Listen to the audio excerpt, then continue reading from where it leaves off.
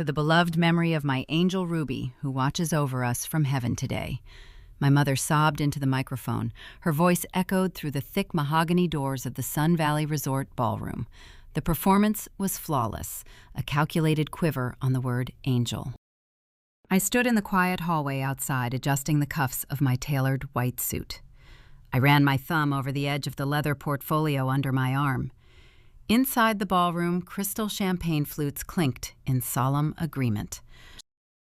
I let out a slow breath. I was not in heaven. I took the red-eye from Seattle. For 15 years, my mother Brenda convinced the wealthy elite of Boise that her youngest daughter passed away. She printed an obituary. She accepted casseroles. She built a multi-million-dollar pediatric charity in my name. And tonight, she was using that foundation's money to pay for my sister Serena's $250,000 wedding. Earlier, I stood near the coat check and listened to Brenda scold the catering manager. She pointed a manicured finger at the VIP table near the stage, demanding to know why a fourth chair sat empty next to my father. The manager stammered something about a software glitch. It was no glitch. I hacked their digital seating chart a month ago. I even saw the bartenders passing out the signature drink for the cocktail hour. They called it the Angel's Tear, a tribute to the ghost funding the open bar. I pressed my palms against the cold brass handles of the double doors. I pushed. The heavy wood swung forward and slammed against the corridor walls. The noise cracked through the room like a rifle shot. The string quartet stopped playing mid-note. 300 guests turned their heads toward the entrance. Brenda dropped her glass. It shattered across the marble floor. I stepped into the light. Before I walked down that aisle and dismantled the best day of my sister's life, let me pause. If you have ever been the family secret, take a second to like and subscribe to Eva Tells Stories. Tell me in the comments how old you are and where you are listening from today. I read every single one. My name is Ruby. I am 30 years old. I grew up in Boise, Idaho, in a house where perfection was the only currency my parents accepted. To understand how a mother decides to bury a living child, you have to see what happens when the picture frame cracks. You have to go back to the beginning, when my existence first became a liability. Growing up in Boise, my mother Brenda operated our household like a political campaign. She was the president of 3 local charity boards. Her schedule revolved around silent auctions and country club luncheons. In her world, your value was determined by how well you photographed. My sister Serena photographed beautifully. 2 years older than me, Serena was a regional pageant winner by the time she was 12. She had the glossy blonde hair, the practiced smile, and the uncanny ability to charm local real estate developers into writing large checks for Brenda's causes. Serena was the prized asset. I was the liability. At age 10, my brain began misfiring. The diagnosis was severe epilepsy.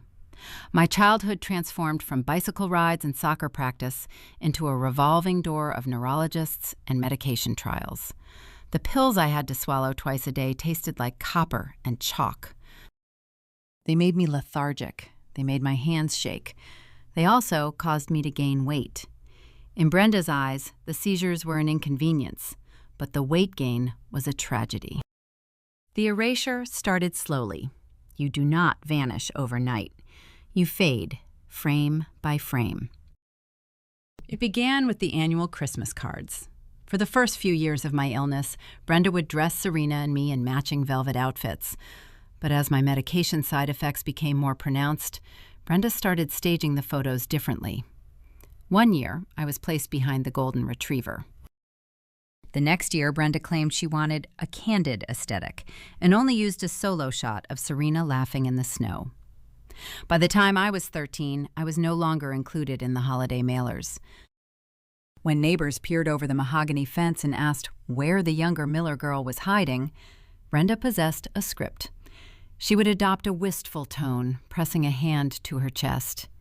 She told the neighborhood I was attending an exclusive out-of-state boarding school for gifted children. She said I was studying abroad in Switzerland. She spun tales of my fictional academic rigor while I sat upstairs in a darkened bedroom, tracing the patterns on the wallpaper and listening to the clinking of wine glasses from the patio below. My father, Thomas, never corrected her. I spent my early teenage years believing Thomas was simply a passive man. He was a commercial real estate developer who buried his face in zoning permits and mortgage rates. He rarely raised his voice. He let Brenda dictate the social calendar, the interior design, and the parenting. I thought he was trapped in her orbit just like I was. I thought if I could just get him alone, he would advocate for me. I learned the truth on a Friday night in October, Serena's Sweet 16 party. Brenda rented a massive white tent for our backyard. She hired a professional catering team and a DJ. The guest list included the mayor, a state senator, and every wealthy investor Thomas needed for his upcoming commercial plaza project. The instructions given to me were explicit. Stay in your room. Do not come downstairs. Do not ruin your sister's night. I intended to obey, but the new anticonvulsant medication left my mouth feeling like it was stuffed with dry cotton. By 10 o'clock, the thirst became unbearable. I slipped out of my bedroom and crept down the back staircase, hoping to reach the kitchen unnoticed. The bass from the DJ booth vibrated through the floorboards. I pushed the kitchen door open. Through the bay windows, I saw the party in full swing. Serena stood in the center of the lawn wearing custom imported silk, laughing as a photographer snapped photos. Then the DJ switched the music. A strobe light swept across the yard, slicing through the darkness in rapid, blinding flashes. The light hit my eyes through the glass. The warning sign came instantly. The aura. It always tasted like pennies and smelled like burning ozone. The kitchen tilted. My vision tunneled into a narrow, dark pinpoint. I tried to grab the granite countertop, but my fingers lacked the strength. I collapsed. A grand mal seizure steals your consciousness, but the return is agonizingly slow. You wake up in stages. The violent thrashing stops, but your muscles feel like torn rubber. Your eyelids flutter.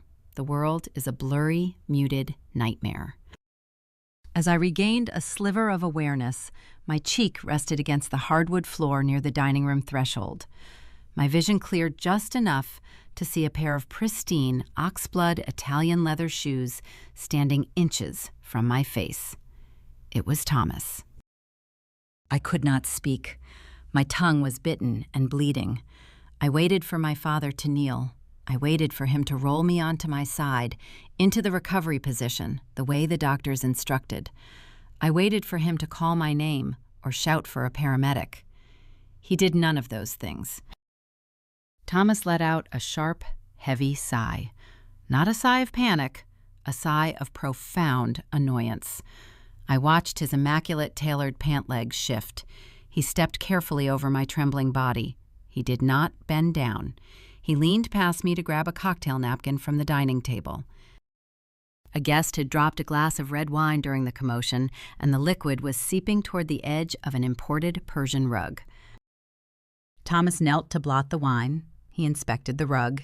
He stood back up, checked his leather shoes for scuffs, and signaled the caterer to bring a mop. He told the waiter to close the heavy oak doors to the kitchen so the guests outside would not have their evening spoiled by the view. Lying on that floor, tasting my own blood, I experienced a paradigm shift.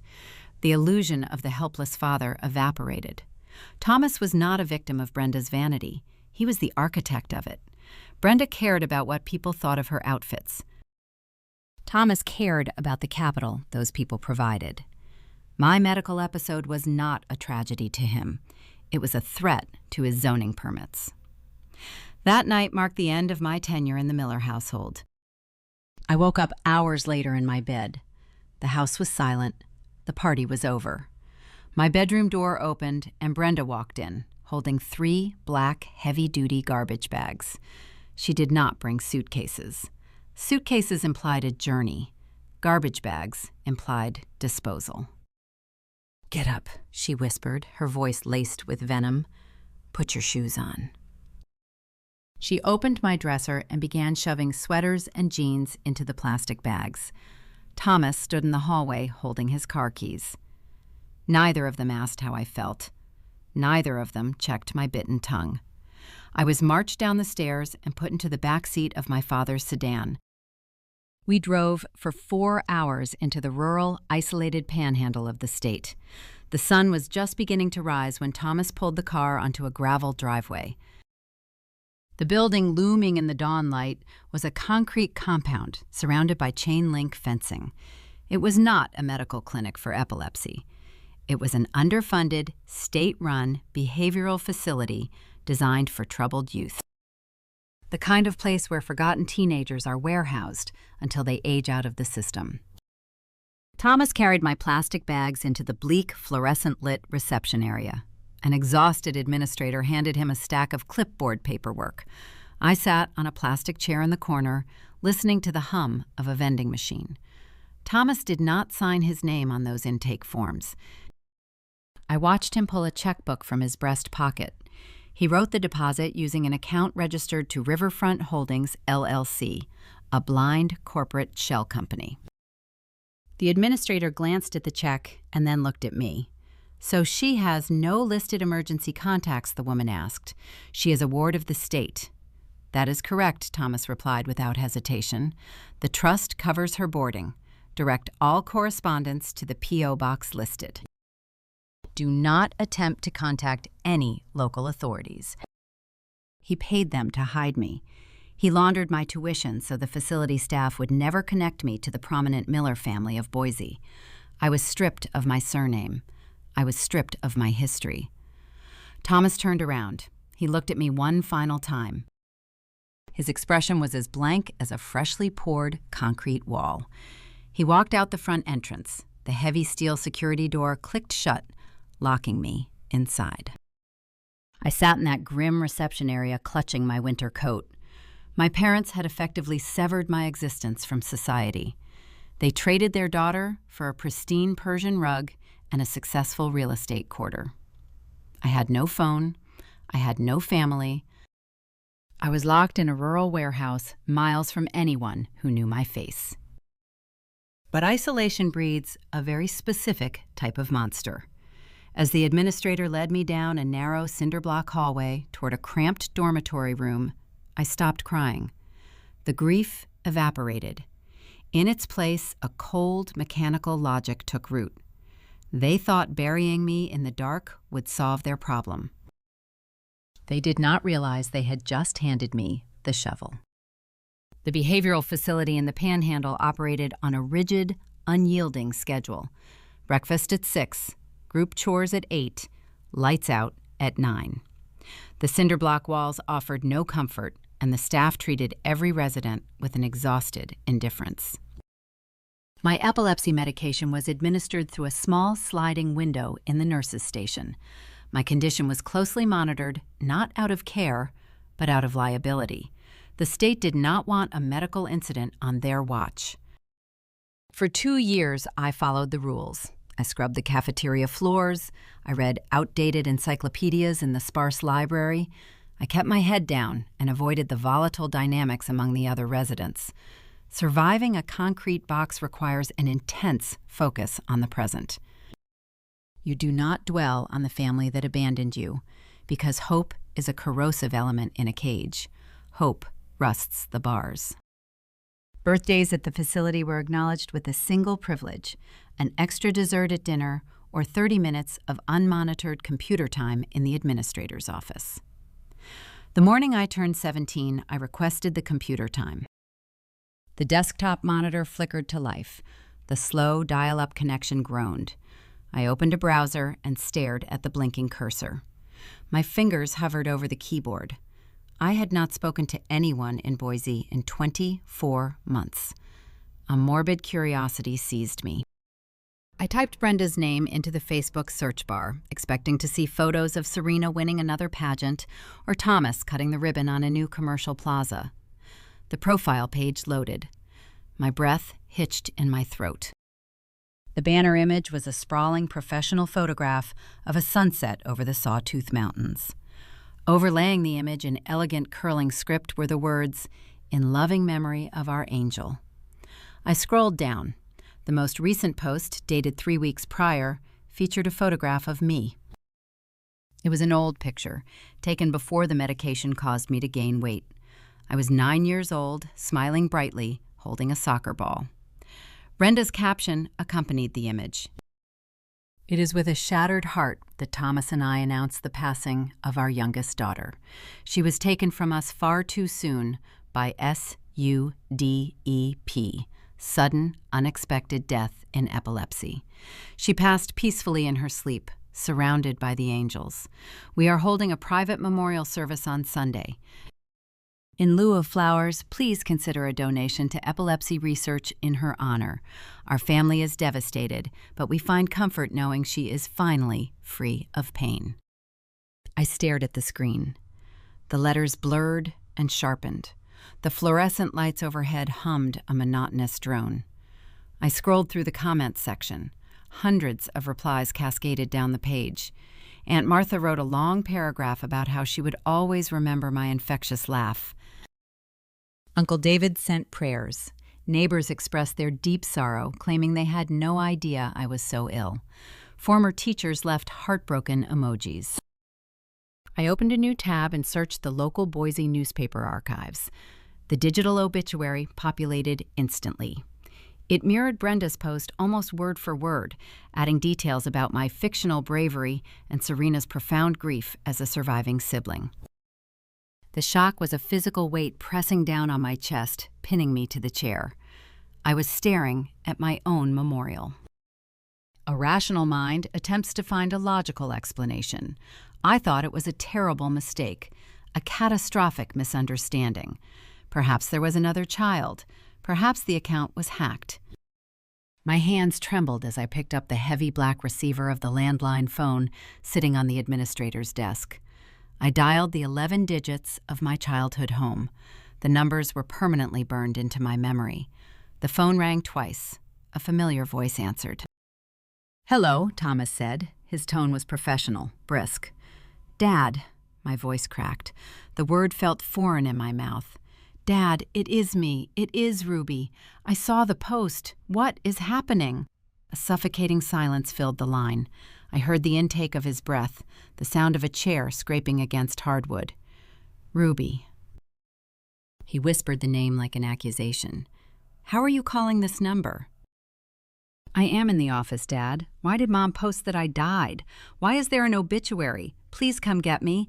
You have to tell them it is a mistake." The silence returned, deeper and colder than before. Then the distinct click of the receiver being placed back on its cradle echoed in my ear. He hung up. I hit the redial button frantically. The automated voice operator chimed in immediately. "We are sorry. The number you have reached has been disconnected or is no longer in service." He did not just hang up. He pulled the cord from the wall and severed the account.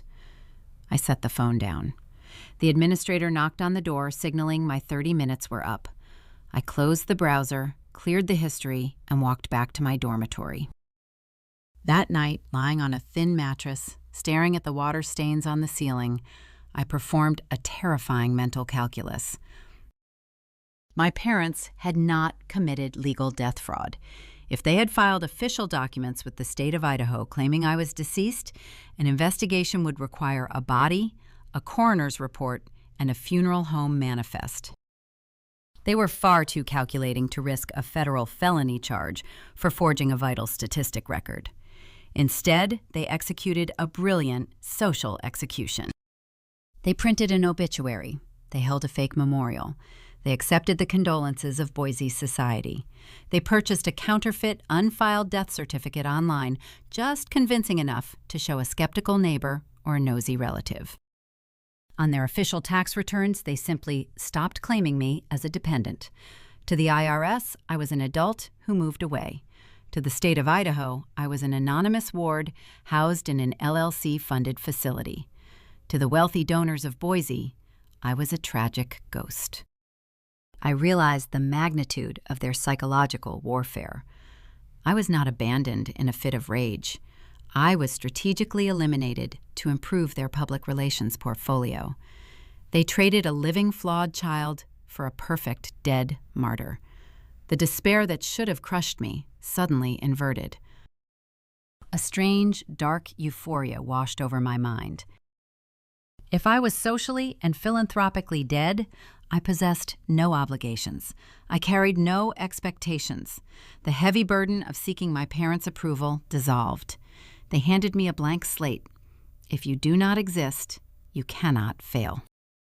The next 365 days moved with agonizing slowness. I meticulously planned my exit. I hoarded the small allowance I earned scrubbing the cafeteria.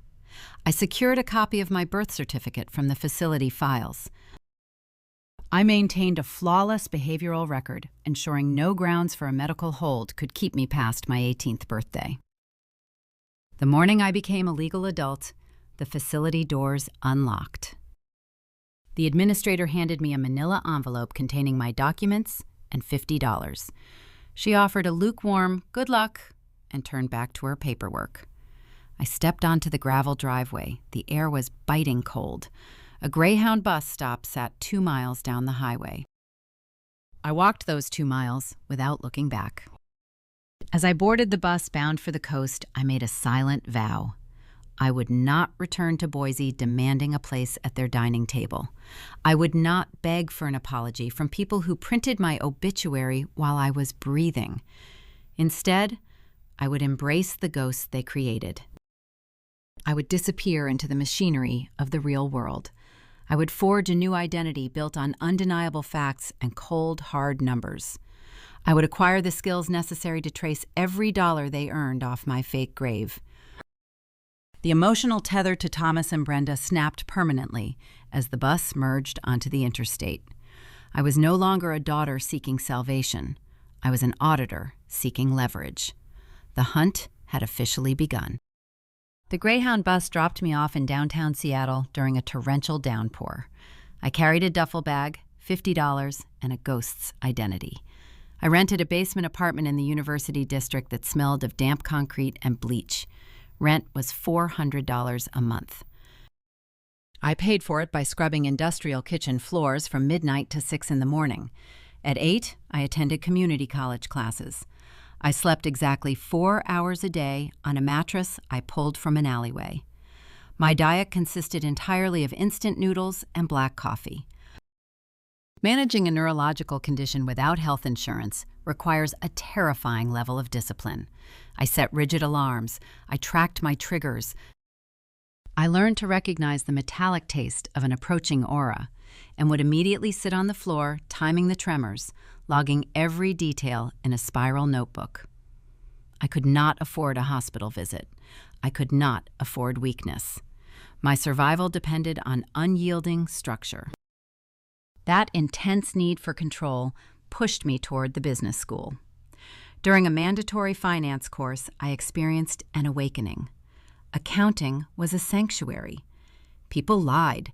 People faked obituaries and smiled for cameras. Ledgers did not lie. A balance sheet possesses an inherent morality. Every debit requires a credit. If money vanishes, it leaves a footprint. You just have to know how to track the dust. I devoured the coursework. I finished my degree at the top of my graduating class, standing on a stage in a rented cap and gown, while other students hugged their proud parents. I stood alone, holding a piece of paper that proved my existence. My academic record secured an interview at a prestigious forensic accounting firm in the Pacific Northwest. The firm specialized in uncovering corporate embezzlement. The senior partner conducting the final round of interviews was Vivian Sterling. Vivian was 65 years old and possessed the warmth of a titanium scalpel. She wore tailored gray suits and stared at candidates until they crumbled under her silence. I sat across her mahogany desk. She flipped through my resume, ignoring my flawless grade point average. She asked why a girl with no family background and a significant gap in her employment history wanted to chase corporate thieves for 80 hours a week. I looked directly into her flinty eyes. I told her I was exceptionally good at finding things people tried to bury. She hired me on the spot. For the next 4 years, I became Vivian's shadow. She taught me how to dissect offshore tax havens. She showed me how to trace laundered funds through shell corporations and blind trusts. She recognized my hyper-focus. She exploited my inability to leave a puzzle unsolved. I ascended the ranks quickly. My salary climbed into the 6 figures. I moved out of the basement and into a high-rise overlooking Puget Sound. I bought my own tailored suits. But the specter of Boise never left my mind. The truth spilled out on a Tuesday night in November. We were finalizing an audit for a corrupt technology startup. The office was empty. We sat on the floor of the boardroom eating cold lo mein out of cardboard cartons. Vivian watched me reviewing a ledger for the 10th time. She asked what drove me. She noted my lack of social life, my refusal to take vacations, my obsessive need to balance every account down to the final cent. I set my chopsticks down. I decided to test the loyalty of my mentor. I told Vivian everything. I detailed the seizures, the Sweet 16 party, the unceremonious dumping at the rural facility, and the digital obituary. I watched her face expecting shock or pity. Pity is useless. Pity is an anchor. Vivian did not offer a single word of sympathy. She did not reach out to hold my hand. She took a slow, deliberate sip of her water. She looked out the floor-to-ceiling window at the Seattle skyline. Then she turned back to me. Her eyes gleamed with a predatory light. "Tears do not pay interest, Ruby," she said. "They stole your life. We are going to ensure you steal theirs." From that night forward, Vivian transformed me from a victim into a weapon. We did not hire a private investigator. We did not send threatening letters. I became an active predator lying in wait. I set up automated search alerts for Thomas and Brenda. I tracked their real estate acquisitions. I monitored the societal columns in the Idaho papers. I watched them thrive. I watched Serena win local charity awards. I collected the data waiting for the inevitable mistake. Arrogance always breeds sloppiness. People who successfully execute an elaborate lie eventually believe they are invincible. 5 years passed. I became a senior auditor. I cultivated contacts within the IRS Criminal Investigation Division. I built a reputation for unyielding efficiency. My medical condition stabilized under premium health care. The tremors vanished. The ghost solidified into armor. The trigger pulled on a rainy Thursday morning. My phone buzzed on the kitchen counter while I poured my coffee. An automated alert notified me of a federal inquiry. The IRS had officially flagged a regional nonprofit organization based in Idaho for severe offshore financial irregularities.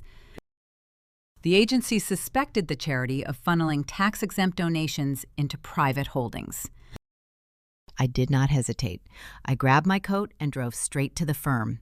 I bypassed the receptionist and walked directly into Vivian's corner office. She was on a conference call. I placed my tablet on her desk and tapped the screen. She read the alert. She ended her call without saying goodbye. I looked at my mentor. "I want this file," I said. "I want our firm assigned to this federal audit. I do not care what favors you have to pull or who you have to call in Washington." Vivian smiled. It was a terrifying expression. She picked up her phone and dialed the direct line to a federal director she had known for 2 decades. She called in 10 years' worth of favors in a single 5-minute conversation. She promised the agency a watertight slam-dunk prosecution if they outsourced the forensic audit to her top specialist. 48 hours later, a secure, encrypted courier delivered a heavy, expanding folder to my desk. The federal seal stamped across the front signaled an active criminal probe. I locked my office door. I closed the blinds. I broke the seal and slid the documents onto my desk. The preliminary tax returns sat on top of the stack. The name of the organization was printed in bold black ink across the header, the Ruby Miller Memorial Foundation. My chest tightened. The air left my lungs. They did not just use my fake death to gain social sympathy. They monetized my grave. The scope of their betrayal escalated from a simple lie to a federal crime. I picked up my pen. The trap was officially under construction. Vivian walked into my office an hour later holding 2 cups of black coffee. She locked the door behind her and pulled up a chair. We spread the documents across the broad glass surface of my conference table. For the next 3 weeks, we lived in that room. We ordered food delivery. We slept on the leather sofas. We operated with the cold precision of surgeons examining a corpse. Only the corpse in this scenario was my childhood. The scope of the fraud was breathtaking. Brenda did not merely solicit small donations from empathetic neighbors. She built an industrial machine. Over the course of 13 years, the Ruby Miller Memorial Foundation collected $4.2 million. The mission statement, printed on glossy brochures, featured my 9-year-old face and promised to fund groundbreaking pediatric epilepsy research. Boise's elite eagerly wrote massive checks at annual galas, eager to associate their names with a tragic local cause. I traced the flow of those donations. The money entered the foundation's primary operating account. According to the tax filings, the funds were distributed as grants to various medical research clinics across the Pacific Northwest. I pulled the corporate registrations for those clinics. Every single one was a phantom entity. They were shell companies registered to post office boxes in Delaware and Nevada. The directors of these fake clinics were listed under variations of my parents' middle names. The funds ping-ponged between the shell companies, muddying the trail. They generated fake vendor invoices for medical equipment that never existed and consulting services that were never rendered. Eventually, the laundered cash funneled back into a master holding account. That account paid the mortgage on a ski chalet in Aspen. It purchased a fleet of imported luxury vehicles. It covered Thomas's commercial real estate losses. They literally paved their driveways with the blood money generated by my fictional death. I stared at a bank statement showing a $50,000 withdrawal for a country club initiation fee. A sharp, bitter laugh escaped my throat. I remembered eating instant noodles in a damp basement while my mother sipped martinis, funded by my fake grave. A thorough audit requires sifting through the seemingly insignificant attachments. During our 3rd week of investigation, I opened a supplementary file containing early correspondence between the foundation and its initial seed donors. A particular email chain caught my attention. A wealthy local philanthropist had hesitated to write a $500,000 check. The donor demanded proof of the tragedy before committing funds to an unestablished charity. Stapled to the back of that printed email chain was a single sheet of paper. I pulled it loose and examined the layout. It was a State of Idaho certificate of death. My name was typed clearly across the top. The cause of death listed SUDEP. The date matched the week they dumped me at the rural facility. My heart hammered against my ribs. For a fleeting, terrifying second, I questioned reality. Had they actually filed it? Had they committed perjury? Vivian leaned over my shoulder. She adjusted her reading glasses and tapped a manicured fingernail against the bottom right corner of the document. "Look closely," she instructed. I studied the seal. It was flat. It lacked the raised, embossed texture of an official state document. There was no notary stamp. There was no attending physician's signature. I flipped the page over. In tiny, faded print along the bottom margin, I spotted a web address. It was a novelty website that sold fake prop documents for theater productions and pranks. Brenda had purchased a counterfeit death certificate online to pacify a skeptical billionaire. She submitted this fake document in her official charity registration packet. This was the smoking gun. This single piece of paper elevated their actions from morally reprehensible to a definitive federal crime.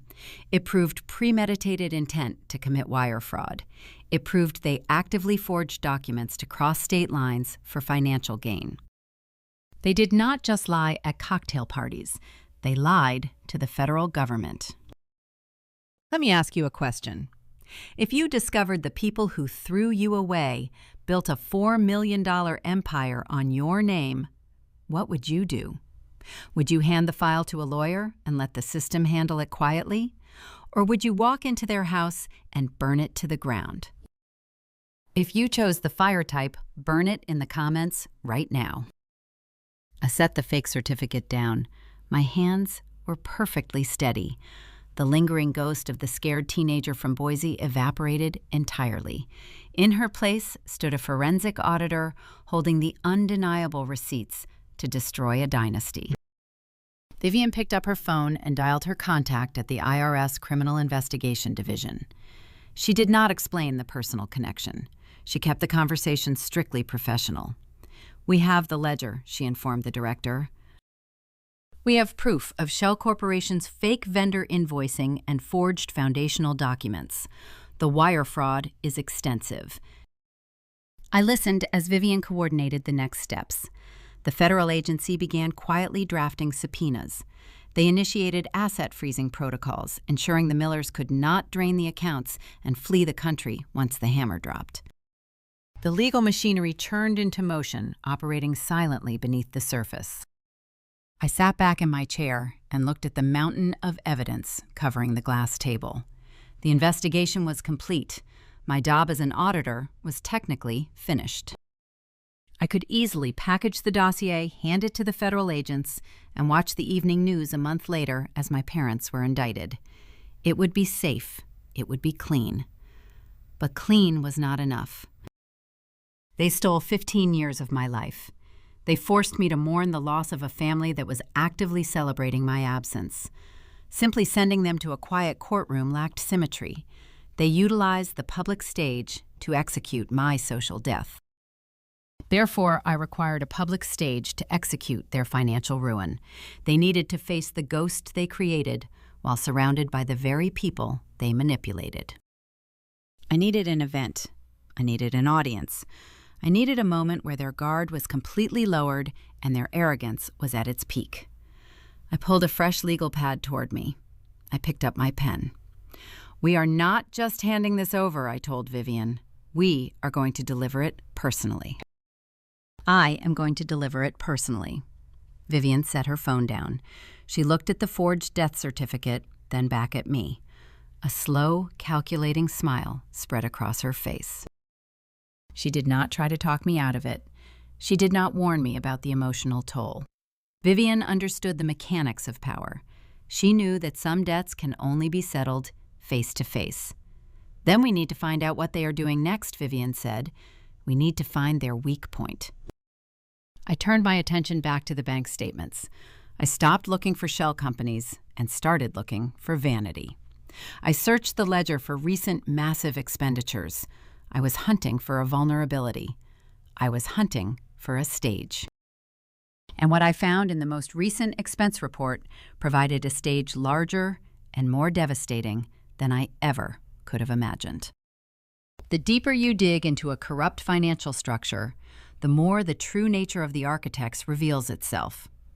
As I shifted my focus from the offshore accounts to the domestic payroll records, the narrative of my family dynamic fractured. For years, I operated under a specific assumption regarding my sister. I believed Serena was a passive beneficiary. I thought she was the oblivious pageant queen who simply accepted the spoils of Brenda's ambition without questioning the source. I assumed she swallowed the narrative of my death just like the rest of Boise society. The payroll tax forms proved my assumption dangerously wrong. I pulled a stack of W-2 forms from the Foundation's operational expense file. The charity listed only 3 salaried employees. The first 2 were administrative assistants earning standard clerical wages. The third employee was Serena Miller. Her official job title, printed neatly on the federal tax document, was Director of Grief Counseling and Family Outreach. I traced my finger across the compensation line.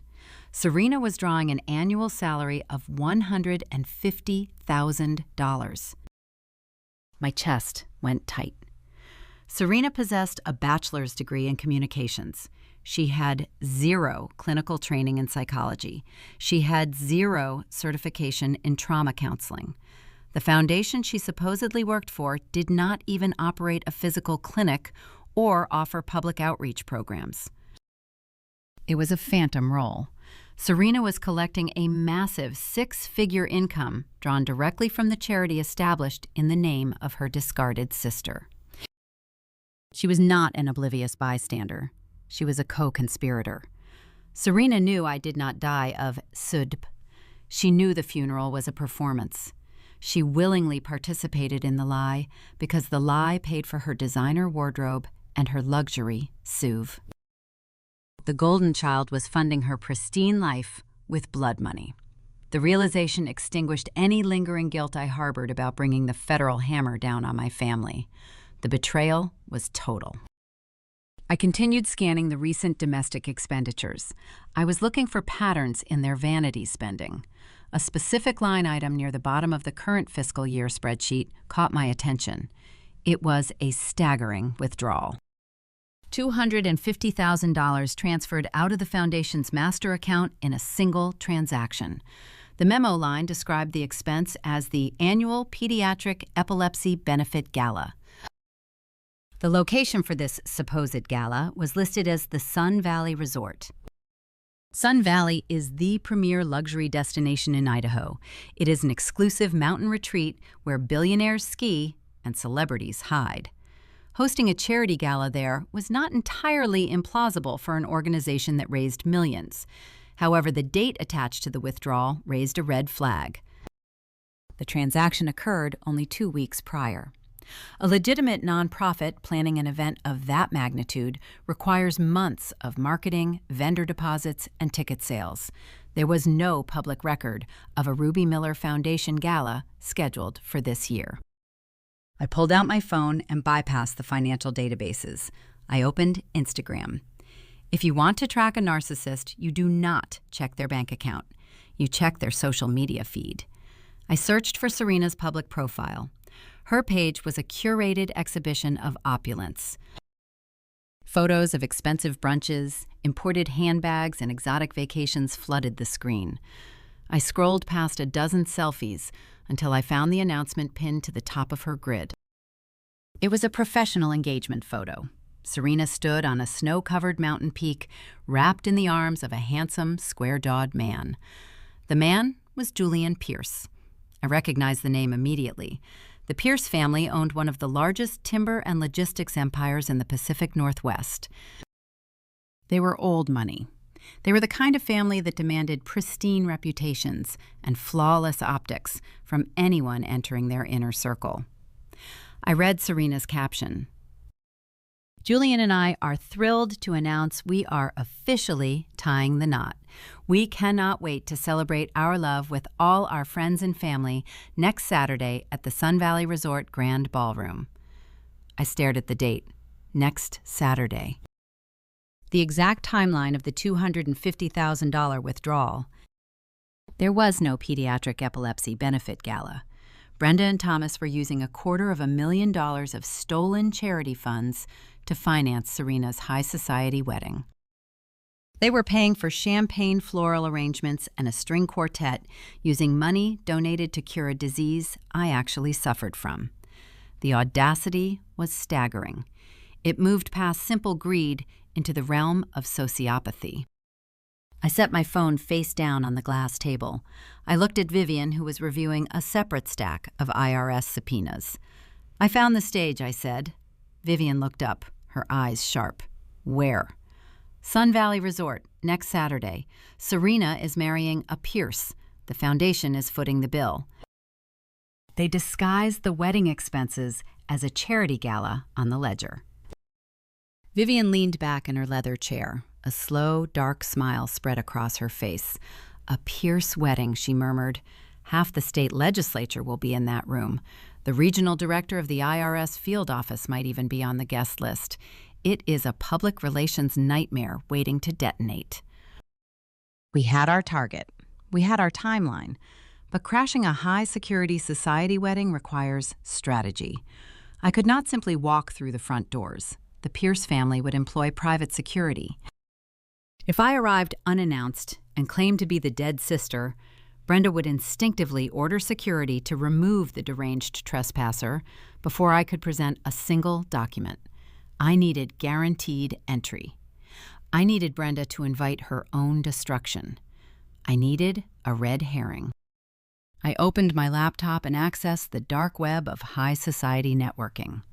Finding the wedding planner's contact information took less than 10 minutes. I drafted an email.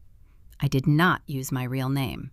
I created an alias utilizing Vivian's surname to lend corporate weight to the persona. I typed out a formal RSVP under the name R.M. Sterling. I listed my title as the Chief Executive Officer of Sterling Holdings, a Seattle-based venture capital firm. In the body of the email, I expressed my deep admiration for the philanthropic work of the Ruby Miller Foundation. I hinted that my firm was looking to make a substantial 7-figure charitable donation by the end of the fiscal year, and I would be honored to attend the wedding to discuss the potential gift with the bride's parents. I clicked send. The bait was irresistible. Brenda's entire empire operated on the constant influx of new wealthy donors.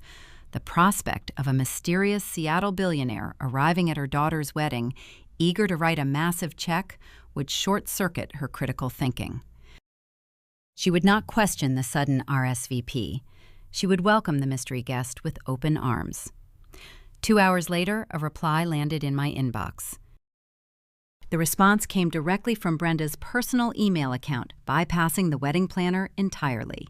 The tone was sickeningly sweet. She expressed her profound gratitude for my interest in their little foundation. She assured R.M. Sterling that a VIP seat would be waiting at the front table. She even promised a special moment during the reception to acknowledge the potential partnership. I closed the laptop. The trap was set. Brenda swallowed the hook, the line, and the sinker. Later that week, I learned through a contact at the resort that Brenda had explicitly ordered the wedding band to learn a grand orchestral piece.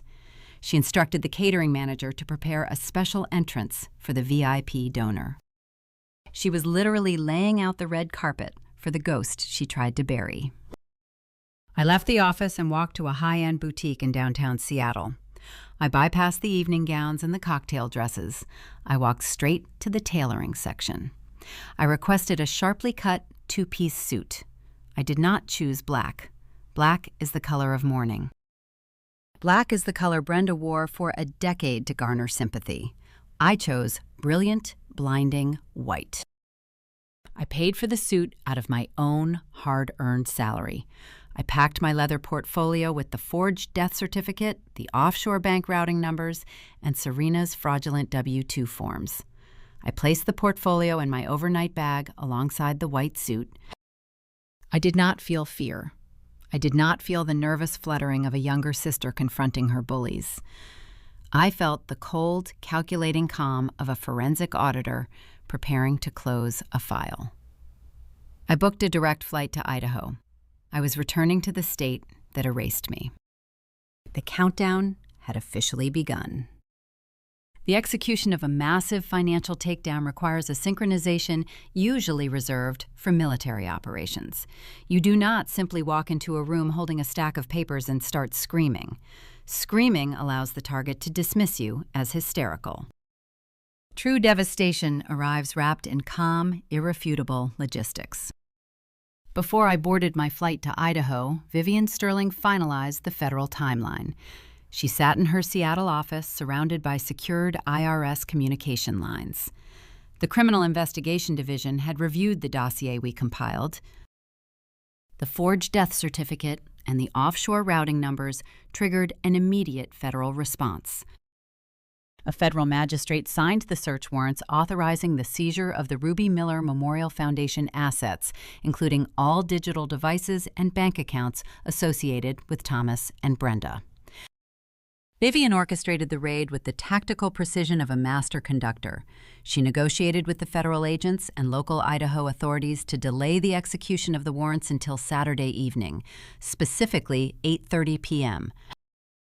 This timeline was critical. 8:30 p.m. placed the operation squarely in the middle of Serena's wedding reception. It ensured every wealthy donor, every politician, and the entire Pierce family would be present in the ballroom. Vivian promised the federal agents a contained environment where the primary suspects would be distracted and gathered in a single location, preventing any attempt to destroy evidence or flee. The trap was fully armed, the authorities were moving into position. I was the bait, the trigger, and the executioner. I landed in Boise on Friday afternoon. The air in Idaho felt different than Seattle. It was sharper, drier, carrying the scent of pine and old memories. I rented a nondescript sedan and drove the scenic highway toward the Sun Valley Resort. I did not check into the lodge where the wedding party was staying. I booked a room at a corporate hotel 10 miles away, registering under my alias, R.M. Sterling. The night before the wedding, the adrenaline finally began to ebb, leaving a cold, quiet space in my chest. I sat on the edge of the stiff hotel bed. The room was dark, illuminated only by the glow of my laptop screen. I opened my leather portfolio and spread the documents across the mattress. The W-2 forms, the shell company ledgers, the bank transfers. At the bottom of the stack lay the printout of the original Facebook obituary Brenda posted 15 years ago. I picked up the piece of paper. The photo of my 9-year-old face stared back at me. For the first time since leaving the behavioral facility, a wave of profound grief washed over me. I was not mourning my own fake death. I was mourning the parents I never actually had. I spent my childhood trying to shrink, trying to make my illness less inconvenient, trying to earn a fraction of the love Brenda poured into Serena. Holding that obituary, I confronted the ultimate truth. My parents did not break. They were never whole to begin with. They possessed a hollow core where empathy should reside, and they filled that void with ambition and greed. Let me pause here for a second. The hardest part of breaking a toxic family cycle is not the anger. The anger keeps you warm. The hardest part is the grief. Have you ever had to mourn someone who is still alive? If you know that specific kind of pain, drop a broken heart in the comments. You are not the only one carrying it. I allowed myself exactly 5 minutes to feel the sorrow. I watched the second hand on my watch tick forward. When the 5 minutes expired, I folded the obituary and placed it back into the portfolio. I locked the grief away in a mental vault. Tomorrow required a surgeon's detachment. A forensic auditor does not cry over the balance sheet. She balances it. The next morning, I woke before dawn. I spent the day meticulously reviewing the architectural blueprints of the Sun Valley Resort Grand Ballroom. I memorized the layout of the primary exits, the service corridors, and the location of the stage. I needed to control the physical space. I noted the position of the main audiovisual control board relative to the head table. I rehearsed every step of my approach. At 6 p.m., I began to dress. I pulled the brilliant white suit from its garment bag. The tailoring was aggressive, sharp, and uncompromising. The jacket cinched at the waist, presenting a silhouette of total authority. I paired it with a silk emerald blouse underneath a subtle nod to the color of money they loved so deeply. I pulled my hair back into a severe, tight knot. I applied minimal makeup. I did not want to look like a guest. I wanted to look like an executioner. I stood in front of the full-length mirror. I did not recognize the frightened teenager who tasted blood on a hardwood floor. The woman staring back at me was cold, calculated, and entirely self-made. I checked my watch. 7:30 p.m. The cocktail hour was concluding. The guests were taking their seats for dinner. I picked up my leather portfolio. The weight of it felt solid, grounding. I walked out of the hotel room and descended to the parking garage. The drive to the resort took exactly 15 minutes. The sun was setting over the jagged peaks of the Sawtooth Mountains, casting long, deep shadows across the valley. I pulled the rental car into the sprawling circular driveway of the Sun Valley Resort. The valet approached. I handed him the keys and a $20 bill. He did not ask for my name. The grand lobby of the resort was a masterpiece of rustic luxury. Massive timber beams supported the vaulted ceiling. A roaring fire crackled in a stone hearth the size of a small house. The air smelled of wood smoke and expensive perfume. I bypassed the main reception desk and walked purposefully toward the east wing, following the subtle gold signage pointing toward the grand ballroom. Security was tight. 2 men in dark suits stood flanking the entrance to the corridor leading to the ballroom. They held electronic tablets checking names against a digital guest list. I approached them without slowing my stride. I did not offer a friendly smile. I projected the irritated impatience of a busy executive. "Name," one of the guards asked, holding up his tablet. "Sterling," I replied, my voice sharp. "R.M. Sterling." The guard swiped down the screen. He paused. He tapped a specific line on the digital list. His demeanor shifted instantly from authoritative to deferential. The red herring worked flawlessly. "Ah, yes, Ms. Sterling, we have been expecting you. Mrs. Miller instructed us to bring you straight through. The wedding planner has a special escort ready for you." "I do not need an escort," I said, cutting him off. "I know the way. I prefer to make my entrance quietly. I do not want to disrupt the speeches." The guard nodded, stepping aside and holding open the velvet rope. "Of course, ma'am. Enjoy the evening." I walked past them. The sound of the string quartet grew louder with every step down the carpeted hallway. The heavy mahogany double doors of the grand ballroom loomed ahead. I could hear the muffled hum of 300 wealthy guests dining on filet mignon, paid for by pediatric epilepsy donations. I checked my watch one final time. 8:15 p.m. Vivian and the federal agents were exactly 15 minutes away. The timing was absolute perfection. I stood in the quiet hallway alone. The ghost was officially in the building. The psychological chess match was over. It was time to flip the board. The corridor outside the grand ballroom was dim lit only by low wall sconces. I stood 3 feet from the massive mahogany double doors. My leather portfolio felt heavy against my ribs. I could hear the muted hum of 300 conversations blending with the clinking of expensive silverware. This was the pinnacle of Boise High society. Every state senator, every real estate tycoon, every old money heir was sitting on the other side of that wood, dining on a lie. I took a slow, controlled breath. The air conditioning kicked on, blowing a chill across the back of my neck. Through the thick doors, the clinking of a spoon against a crystal champagne flute cut through the ambient noise. The conversations rapidly died down. A hush settled over the cavernous room. It was time for the toasts. I pressed my ear closer to the narrow gap between the double doors. I needed to hear her voice. I needed to hear the exact mechanism of her manipulation before I destroyed it. To the beloved memory of my angel Ruby, who watches over us from heaven today, my mother sobbed into the microphone. The sound of Brenda's voice sent a jolt of pure ice down my spine. It was the same performative quiver she used when charming donors at country club luncheons. It was flawless. It was rehearsed. I listened as Brenda launched into a sweeping, tear-stained monologue. She described the gaping hole in her heart. She detailed the fictional bravery I exhibited during my final days. She thanked the wealthy attendees for their generous contributions to the foundation that supposedly kept my spirit alive. The dramatic irony was thick enough to choke on. These people were dabbing their eyes with linen napkins while eating caviar funded by the very disease they thought they were curing. Then Brenda pivoted the spotlight. She needed to elevate the golden child. But out of this unimaginable tragedy, we found a guiding light. Brenda continued, her voice strengthening with maternal pride. My beautiful daughter Serena took the darkest moment of our lives and transformed it into a beacon of hope.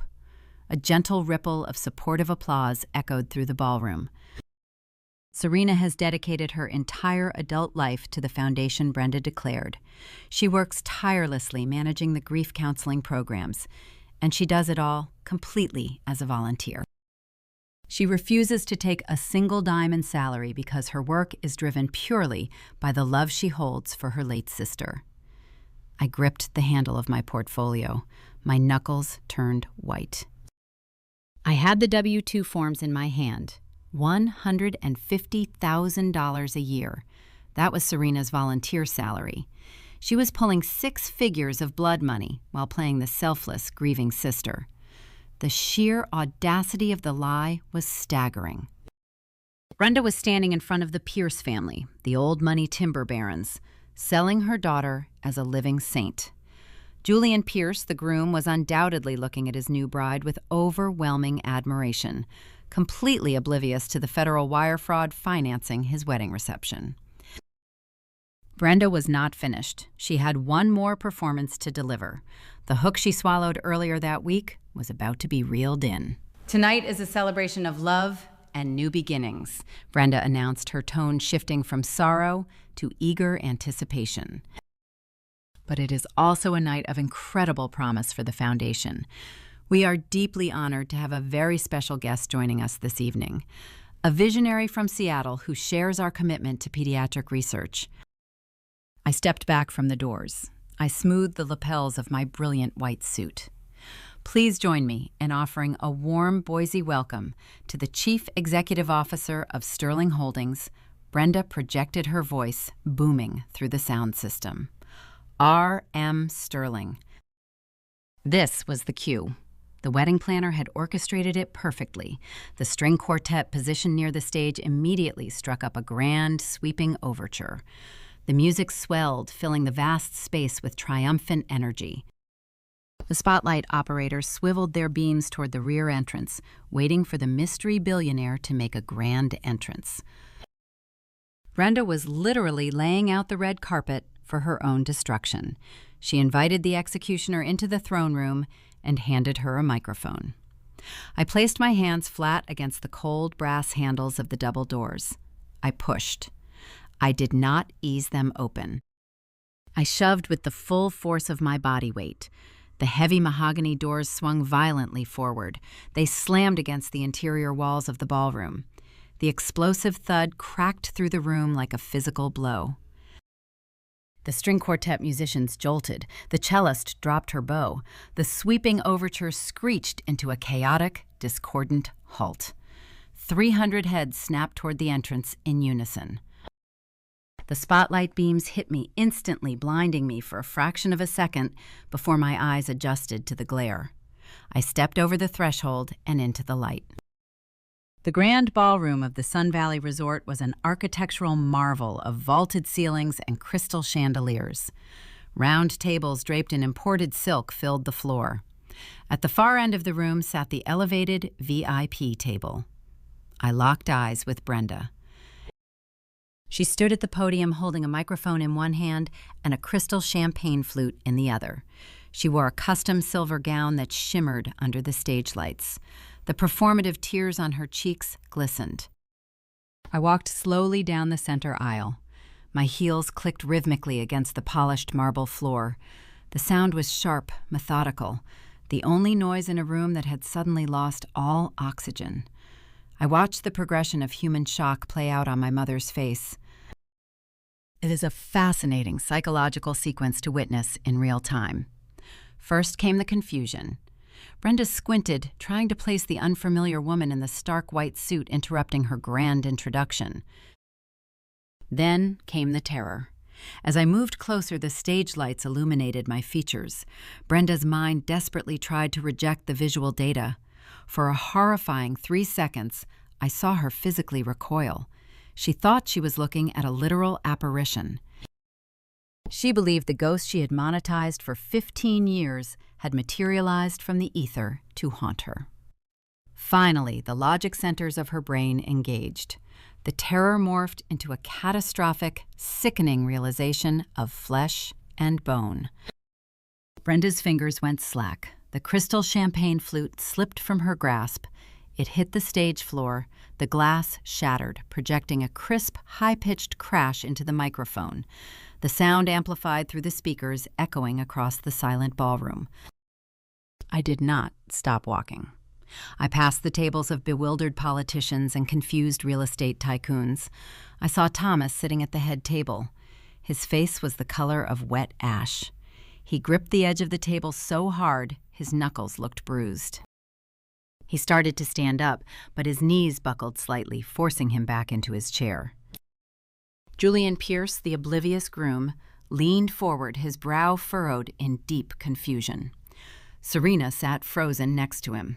Her perfect pageant smile had completely dissolved, leaving her mouth hanging slightly open in a mask of pure panic. Behind the VIP table dominating the rear of the stage sat the visual centerpiece of the wedding reception. It was a massive, 8-foot-tall ice sculpture. Brenda had commissioned a weeping angel, a tasteless $50,000 monument to my fake death. The heat from the camera flashes and the stage lighting was already taking its toll. As I reached the edge of the stage, the angel's face was beginning to lose its definition. Water dripped slowly from the frozen wings, a perfect symbol of the melting facade. I stood at the base of the stairs leading up to the podium. I looked up at Brenda. She was trembling, visibly shaking in her expensive silver gown. I did not raise my voice. I did not need to. The silence in the room was absolute. "Actually, Brenda," I said, my voice carrying clearly without a microphone, "I took the red-eye from Seattle." The silence, following my statement, hung in the air like a physical weight. The echo of my voice faded into the vaulted ceiling. No one breathed. No one moved. The grand ballroom of the Sun Valley Resort descended into paralyzed shock. A woman wearing a diamond choker at table 4 gasped. She dropped her silver salad fork. It hit the edge of her porcelain plate with a sharp, ringing clatter. The noise broke the spell. At the head table, Thomas stood up. His movement was abrupt, uncoordinated. The legs of his wooden chair screeched against the polished floorboards as he kicked it backward. He braced his hands on the white linen tablecloth. His chest heaved. I watched his gaze track over my face, mapping the features he tried to erase 15 years ago. He leaned forward. "Ruby." The whisper barely carried past the edge of his table, but I saw his lips form the syllables. It was a breathless, choked sound. It carried no warmth. It carried the chilling realization that the foundation of his sprawling real estate empire was currently standing in front of him, wearing a tailored suit. I shifted my focus to Serena. The flawless bride sat rigid in her custom lace gown. The radiant pageant smile she wore seconds prior dissolved into a twisted mask of sheer panic. Her hands shook so fiercely, the delicate stems of her bridal bouquet snapped between her fingers. White petals fluttered down into her lap. Beside her, Julian Pierce looked around the room in deep confusion. The wealthy timber heir touched his new wife on the shoulder. He asked a question, leaning close to her ear. I could read his expression. He wanted to know who the stranger was interrupting the reception. Serena could not answer him. Her throat worked frantically, but no words emerged. She shrank away from his touch. Brenda possessed a different survival instinct. Narcissists do not freeze, they pivot. She snapped out of her horrific stupor. The blood rushed back to her face, leaving angry red splotches along her neck. She gripped the edges of the wooden podium, her knuckles turning stark white. She pointed a manicured finger directly at my chest. "Security!" she shrieked. Her voice sounded shrill and erratic without the microphone amplifying it. "Get this woman out of here. She is an imposter. She is a deranged former employee attempting to ruin my daughter's wedding." 2 guards wearing dark suits and earpieces hesitated near the main entrance. They exchanged a swift, uncertain glance. Their job was to bounce unruly guests, but my demeanor confused them. I did not look like an unhinged trespasser. I looked like an executive. Brenda yelled again, waving her hand frantically toward the stage. The guards started walking briskly down the center aisle. I did not have time to debate hired security. I needed to control the room before they reached the steps. I walked up the 3 carpeted stairs leading to the stage. I did not run. Running signals fear and diminishes authority. I glided toward the podium. Brenda stepped horizontally, trying to physically block my path. She reached out a trembling hand, aiming for my shoulder. I executed a swift pivot, stepping inside her guard. Her manicured nails swiped empty air, catching nothing but the ambient heat of the stage lights. I bypassed her effortlessly. I did not want the wooden podium. The podium was a meaningless prop. I wanted the power source. I dropped to one knee beside the primary audio-visual station set up near the edge of the stage. The sound engineer, a young man wearing headphones, stood frozen. He stared at me wide-eyed. I reached behind the main mixing board. I located the thick black XLR cable running from Brenda's microphone. I gripped the metal connector and pulled hard. A sharp pop of static crackled through the ceiling speakers. Brenda tapped the metal grill of her microphone, desperate to issue another command. The device was dead. I reached into the engineer's backup equipment rack. I pulled a secondary wireless microphone from the charging dock. I plugged the receiver directly into the floor amplifier situated near the piano, bypassing the main mixing board entirely. I flipped the power switch on the handheld device. The small green indicator light glowed bright against the dark plastic. I stood back up. I now controlled the audio for the entire ballroom. I turned to face the 300 guests, the elite donors, the politicians, the people who wrote 5-figure checks to honor my fake grave. Before I speak, let us take a brief moment. If you are waiting for the receipts to drop, hit the like button right now. The truth requires a witness, and I am about to give Boise society a front row seat to their own financial autopsy. I surveyed the crowd. I saw the chief executive of the regional hospital network sitting near the front. I saw the mayor clutching his napkin. These people funded the catering staff serving their prime rib. They paid for the crystal chandeliers glowing overhead. They believed their philanthropy was curing a neurological disease. Brenda stepped toward me, her silver gown rustling aggressively. "Give me that," she hissed. Her tone lacked any trace of the maternal warmth she projected during her toast. It was venomous, harsh, and desperate. "You are ruining your sister's day." I stepped to the right, putting the massive ice sculpture between us. The weeping angel carved from solid ice was sweating profusely under the intense stage lighting. A drop of cold water fell from the angel's chin, hitting the stage floor with a soft, rhythmic tap. The symbol of my fictional death was physically melting down. The security guards reached the base of the stairs. They paused, looking up at me. They saw the federal auditor credentials clipped securely to the belt of my suit. They saw my unyielding posture. People inherently follow certainty. I radiated pure, icy certainty. I held up my left hand, signaling the guards to hold their position. They stopped moving. They crossed their arms and waited, deciding to let the scene play out rather than risk an altercation with a federal agent. I did not scream. I did not cry. Tears are a luxury reserved for individuals who still have something to lose. I lost my family a decade and a half ago on a cold hardwood floor. Tonight, I was operating strictly as a debt collector. I walked over to the grand piano situated near the center of the stage. I placed my leather portfolio flat against the polished ebony lid. I popped the brass clasps. The metallic click echoed sharply through my microphone. I folded the heavy leather cover back, exposing the dense stacks of financial documents waiting inside. The ballroom held its collective breath. 300 pairs of eyes locked onto the white suit and the open folder. Julian Pierce stood up from the bridal table. He placed a firm hand on the white linen tablecloth. His jaw set in a rigid line. He demanded to know what was going on. He demanded an explanation from his new bride.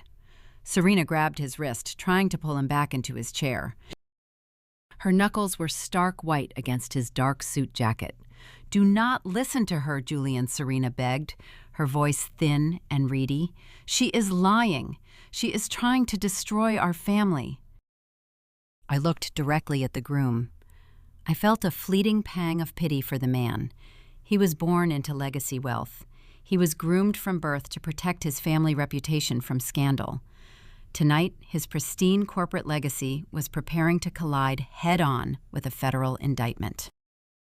I reached into the portfolio. I pulled the first document from the stack. It was the state tax filing for the Ruby Miller Memorial Foundation. I held the crisp white paper up, letting the stage lights catch the official government seal. The room was so quiet, I could hear the faint hum of the air conditioning vents. I could hear Brenda's frantic, shallow breathing standing 3 feet behind me.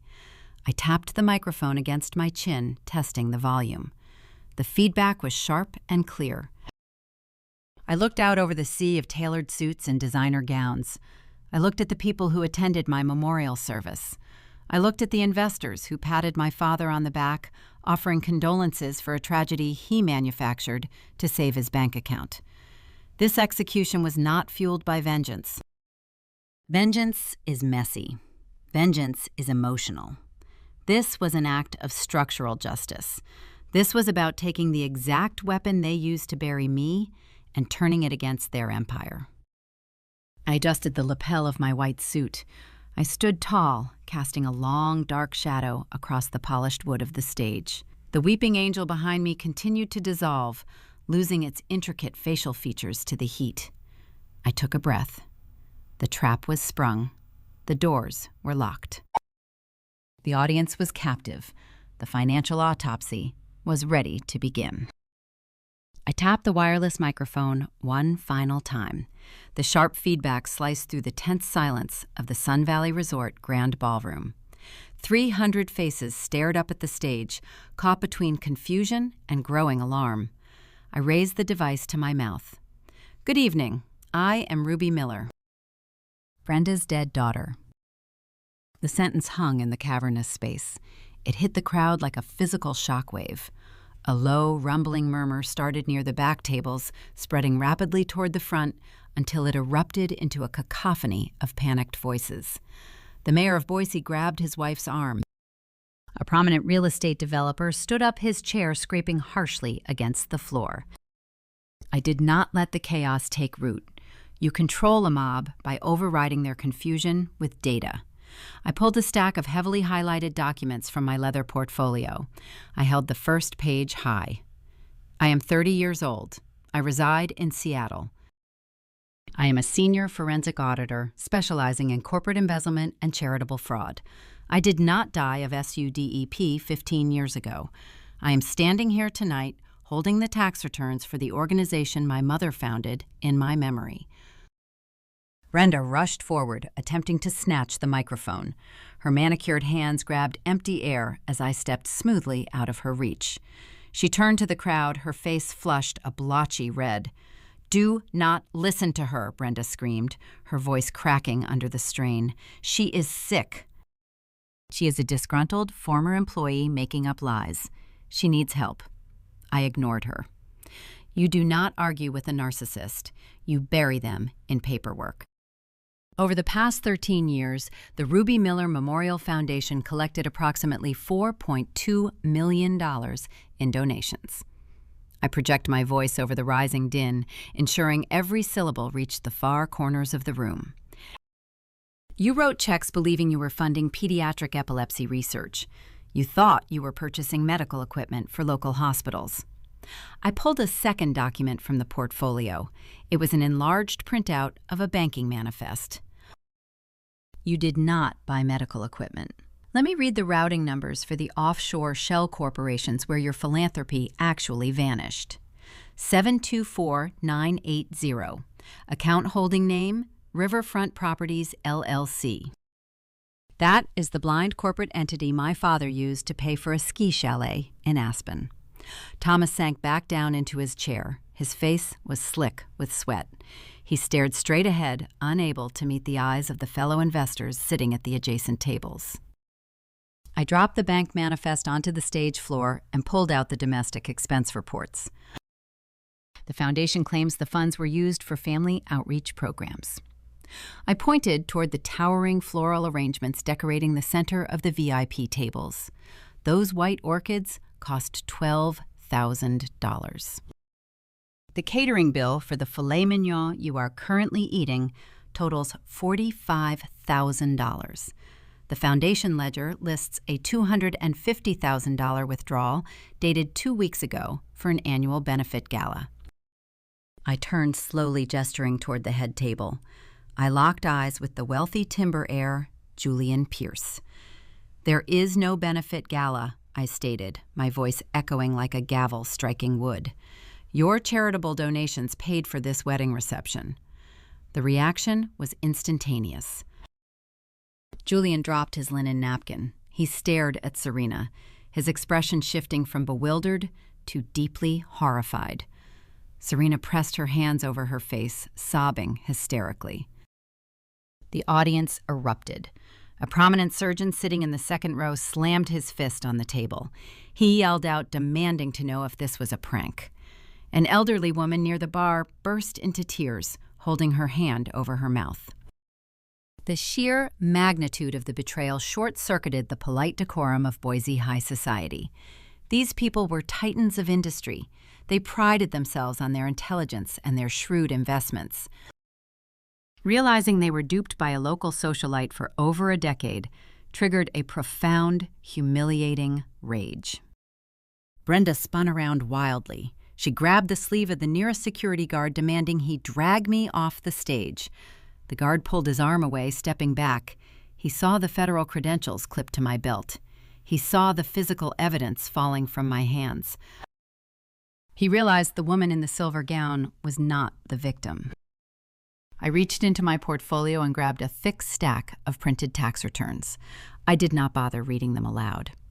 I walked to the edge of the stage and threw the papers into the air. The fraudulent tax returns fluttered down like dark snow, landing on the VIP tables, spilling onto the marble floor. "I encourage you to read the itemized deductions," I said. "I encourage you to look at the forged vendor invoices. You are not guests at a wedding. You are witnesses to a massive federal wire fraud operation." The breaking point arrived. Cell phones appeared across the room. Dozens of glowing screens illuminated the dim lighting as donors rapidly began calling their attorneys, their accountants, and their public relations managers. The wealthy attendees recognized the catastrophic optics of their current situation. Being photographed drinking champagne at a reception funded by stolen charity money could ruin careers and tank political campaigns. The exodus began. The mayor stood up, signaling to his wife. They did not walk toward the bridal table to offer congratulations. They practically ran toward the exit. The surgeon followed closely behind. The herd mentality took over. 300 people pushed their chairs back, creating a chaotic bottleneck at the double mahogany doors. The grand ballroom, a space dripping in $250,000 of opulence, rapidly devolved into a crime scene. Some guests stopped near the stage on their way out. The elderly woman who cried earlier pointed a trembling finger at Brenda. "You are a monster," she spat the word, cutting through the noise. "We prayed for your family. We lit candles for your daughter." Brenda shrank back, leaning heavily against the wooden podium. Her facade crumbled entirely. The practiced maternal grace vanished, leaving behind a terrified, hollow woman watching her social empire burn to ash. Thomas did not attempt to stop the fleeing guests. He remained paralyzed in his chair at the head table. He gripped the edge of the white linen, watching his reputation evaporate. He knew the investors walking out those doors would sever all ties with his real estate firm by Monday morning. The bankruptcy he narrowly avoided 15 years ago was finally arriving with a staggering compounding interest. I stood at the edge of the stage, watching the room empty. My heartbeat was steady. My hands were dry. I did not feel the frantic rush of adrenaline I anticipated. I felt the cold, satisfying finality of balancing an impossible equation. The numbers never lie. They provide an inherent structural truth that no amount of custom silk or imported caviar can conceal. My parents assumed I was too broken to understand their world. They assumed my medical condition made me a permanent victim. They underestimated the power of isolation. They failed to realize that forcing someone to live in the shadows teaches them exactly how to navigate the dark. The ballroom cleared out in less than 5 minutes. The string quartet packed their instruments, fleeing through a side service door. The catering staff stood awkwardly near the kitchen entrance, unsure if they should continue clearing plates.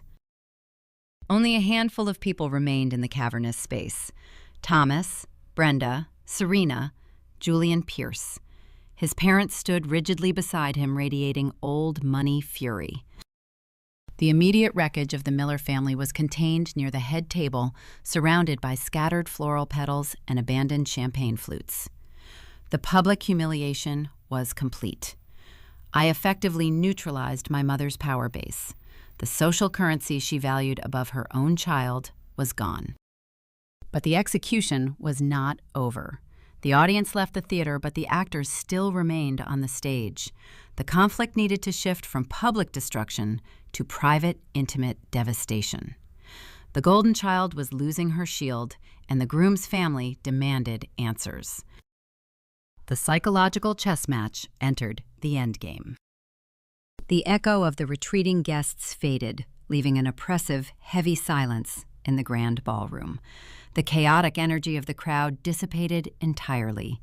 The sprawling room suddenly felt far too large for the 6 people left standing near the head table. Public humiliation provides a spectacular initial strike, but the true devastating consequences of a lie unfold behind closed doors. Julian Pierce stood up. His face was a mask of cold, aristocratic fury. The Pierce family built their fortune on timber and logistics, operating with a pristine, conservative public image. Scandal was anathema to their legacy.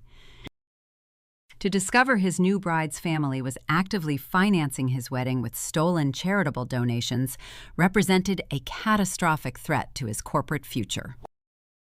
He did not yell. He did not cause a scene in the open space. He turned to Serena, grabbed her wrist firmly, and pulled her away from the table. "We are discussing this in private," Julian stated, his tone brokering no argument.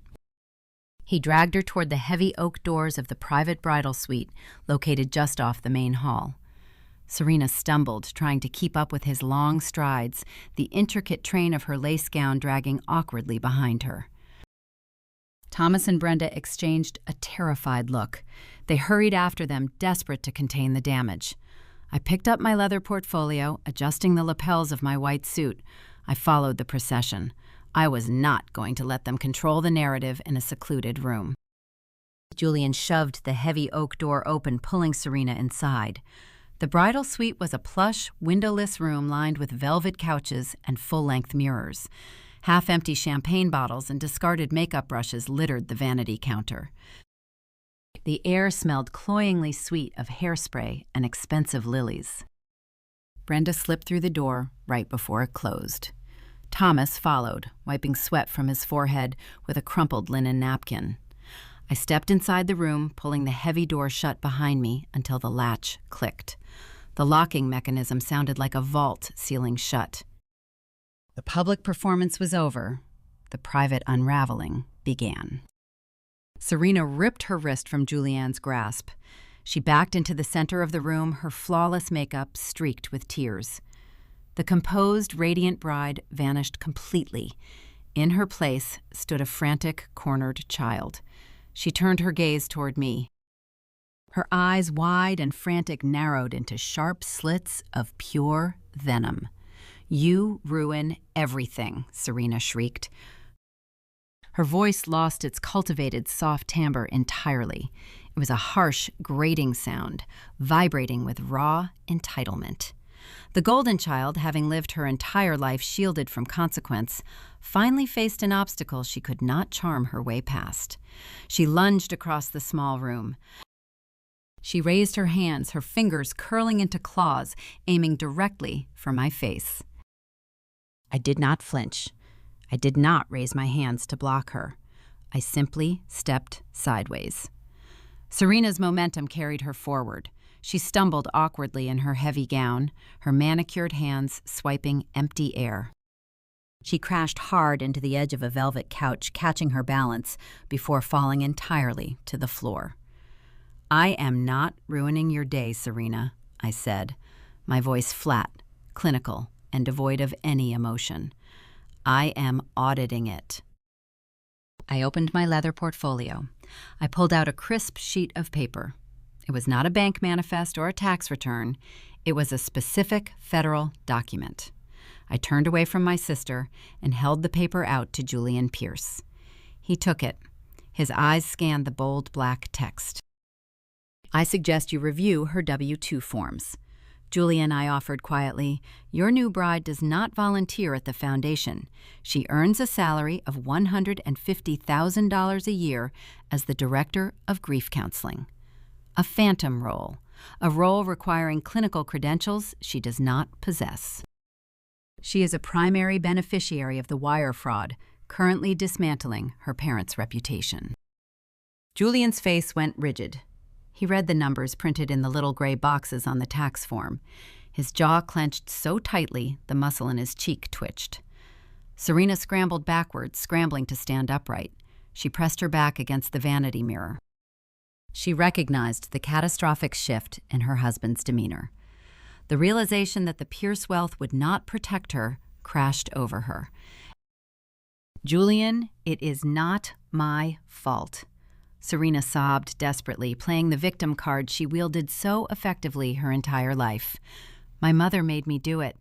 I did not know where the money came from. Brenda forced me to sign those papers. She told me it was an administrative necessity. I am just a consultant." The betrayal was instantaneous. The golden child, stripped of her protective shield, did not hesitate to cannibalize the architect of her privilege. She threw Brenda entirely under the proverbial bus in a frantic bid for self-preservation. Brenda stood near the door, paralyzed. Her mouth fell open. "Serena," she whispered the heartbreak, genuine for the first time all evening. "How can you say that? I built this life for you. Everything I did was for you." Julian Pierce did not care about the maternal sacrifices Brenda supposedly made. He cared about the federal indictments hovering over his new family. He looked at the W-2 form in his hand. He looked at his sobbing bride pressing herself against the mirror. He slowly folded the tax document in half. He placed it carefully on the edge of the velvet couch. Julian reached up to the lapel of his tailored tuxedo jacket. He gripped the white rose boutonniere pinned to the dark fabric. He ripped the flower from his chest. The safety pin tore a small, ragged hole in the expensive wool. He dropped the crushed blossom onto the carpet. "My attorneys will contact you on Monday," Julian said, his voice devoid of any warmth. He did not look at Serena. He did not look at Thomas or Brenda. He looked directly at me, offering a curt, stiff nod, a silent acknowledgement of the brutal reality I presented. He turned around, pulled the heavy oak door open, and walked out of the bridal suite. He did not look back. Serena let out a high-pitched, agonizing wail. It was the sound of a woman watching her future evaporate. She collapsed onto the floor, a sprawling heap of white tulle and crushed lace. The meticulously crafted facade broke apart, leaving a hollow, desperate reality. She turned her furious, tear-streaked face toward her mother. "This is all your fault," Serena screamed, her voice echoing harshly against the mirrored walls. "You promised me this would never come back. You promised me the money was untraceable. You ruined my life." Brenda shrank backward, wrapping her arms around her own torso. The powerful socialite who dictated the social calendar of an entire city was reduced to a cowering, frantic woman. Her own creation, her perfect daughter, was currently devouring her. The family unit, built on vanity and stolen funds, imploded spectacularly in a windowless room. I watched the destruction unfold with the detachment of an auditor reviewing a bankrupt ledger. The numbers balanced perfectly. The consequences aligned exactly with the actions. But the execution was not complete. Serena's salary was a symptom. Brenda's vanity was the vehicle. I needed to expose the engine driving the entire operation. I needed to shift my focus to the quiet man sweating near the door. The man who allowed his wife to take the blame while he counted the cash. The man who orchestrated the fake death to save his own skin.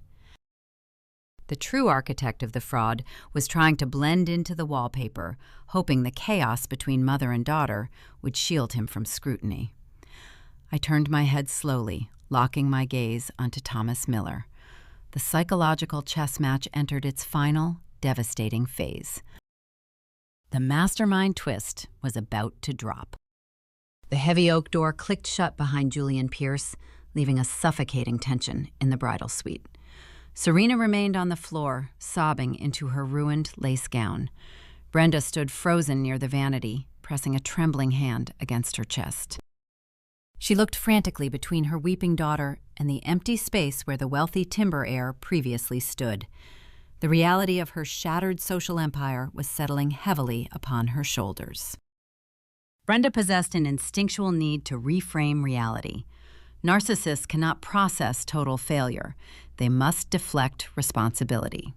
She turned her gaze toward me, her eyes brimming with fresh, performative tears.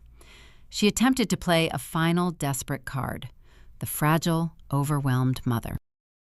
"Ruby, please," Brenda whispered, her voice quavering, adopting a tone of profound vulnerability. "You have to understand the pressure I was under. The society expectations in Boise were suffocating. The charity events, the luncheons, the constant scrutiny. I suffered from debilitating social anxiety. I panicked. The seizures, the medical episodes, they were too much for me to handle publicly. I made a terrible mistake because I was trying to protect our family image. I was weak." I stared at her. The performance was nauseatingly familiar. It was the same pathetic defense she utilized whenever a neighbor questioned why I was cropped out of a holiday card.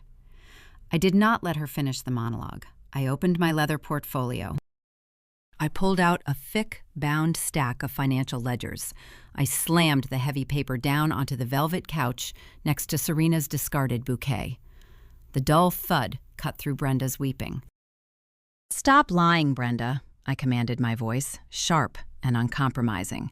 "You did not do this for society. You did not orchestrate a massive federal fraud operation because you suffered from social anxiety. You did it to save your husband's bank account." Brenda's mouth clamped shut. The performative tears instantly dried up. I shifted my focus entirely to the man standing quietly near the wall. Thomas Miller, the supposed passive enabler who buried his head in contracts and allowed his wife to dictate the household. For 15 years, I believed Thomas was a coward, a man too weak to stand up to his domineering wife. The financial ledgers revealed a vastly different narrative. Let us discuss the timeline Thomas I proposed, stepping closer to him. The week of Serena's Sweet 16 party. The same week you stepped over my trembling body on the hardwood floor to protect your Italian leather shoes. Do you recall your financial standing that specific week? Thomas swallowed hard. The prominent vein in his neck throbbed. He refused to meet my eyes, staring fixedly at the carpet. Your commercial real estate firm was hemorrhaging cash. I continued, laying the facts bare. You over-leveraged your assets on a sprawling suburban plaza development that failed to secure anchor tenants. The banks were preparing to call in your loans. You were facing total, unrecoverable bankruptcy within 30 days. The country club memberships, the luxury vehicles, the pristine image, it was all financed on debt. Serena stopped crying. She looked up from the floor, her mascara-streaked face registering a new, horrific reality. The narrative of her perfect upbringing was fracturing. You needed a massive influx of capital immediately, I stated, taking another step forward, closing the physical distance. But traditional lenders refused to extend your credit. You needed private investors. You needed the sympathy of the Boise billionaires attending your daughter's party.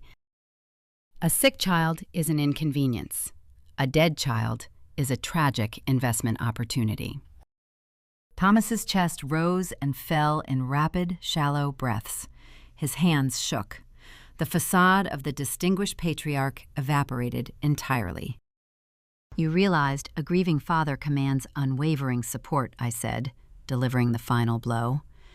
"You packed my bags in the dead of night. You shipped me to a state facility, laundering the payments through a blind LLC to ensure no one traced me back to your address. You instructed Brenda to post the obituary. You established the Ruby Miller Memorial Foundation.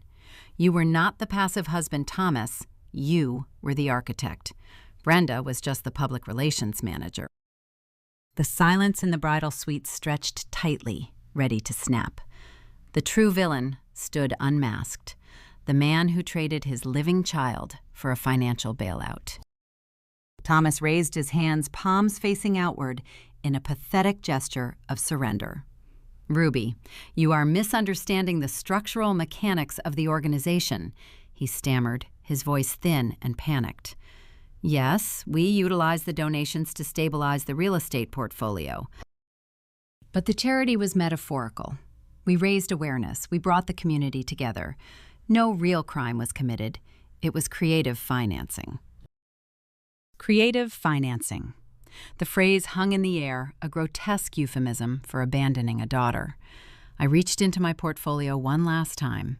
I retrieved a single, crisp sheet of paper. I did not throw this document onto the couch. I held it firmly, displaying the text directly in front of Thomas's face. "This is the fake death certificate Brenda purchased online," I explained, my tone dropping to a quiet, lethal whisper. "This piece of unnotarized, forged paper is not metaphorical, Thomas."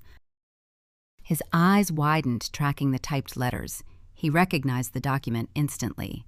"You submitted this specific forgery in your official 501c3 registration packet." I continued, driving the nail deep into the coffin. "You used this fake certificate to secure the initial $500,000 seed grant from the Regional Hospital Network. That crosses the line from creative financing to definitive federal wire fraud. It proves premeditated intent to deceive federal agencies across state lines." Thomas staggered backward, his shoulders hitting the floral wallpaper. He realized the inescapable gravity of his situation. The IRS does not care about metaphorical charities. They care about forged documents and offshore routing numbers. His real estate empire, his reputation, his entire freedom evaporated in the span of 30 seconds. He reached out a trembling hand, his fingers brushing the fabric of my white suit jacket. He attempted to deploy the final weapon available to a cornered narcissist: familial guilt. "Ruby, please," Thomas begged, tears finally welling in his eyes. "Do not do this. Do not hand that file over to the authorities. We can fix this. We can restructure the foundation. We can put you on the board. You are my daughter. We are family. Keep this in the family." I looked down at his shaking hand. I felt a profound, icy detachment. I stepped back, breaking the physical contact. I looked at the three people trapped in the opulent room: the sobbing sister on the floor, the terrified mother leaning against the vanity, the broken father begging for mercy. "We are not a family, Thomas," I replied, my voice echoing with terrifying finality. "We are co-defendants, and your fate is already sealed by your own signature." I checked my watch. The minute hand swept past the 12. The psychological execution was finished.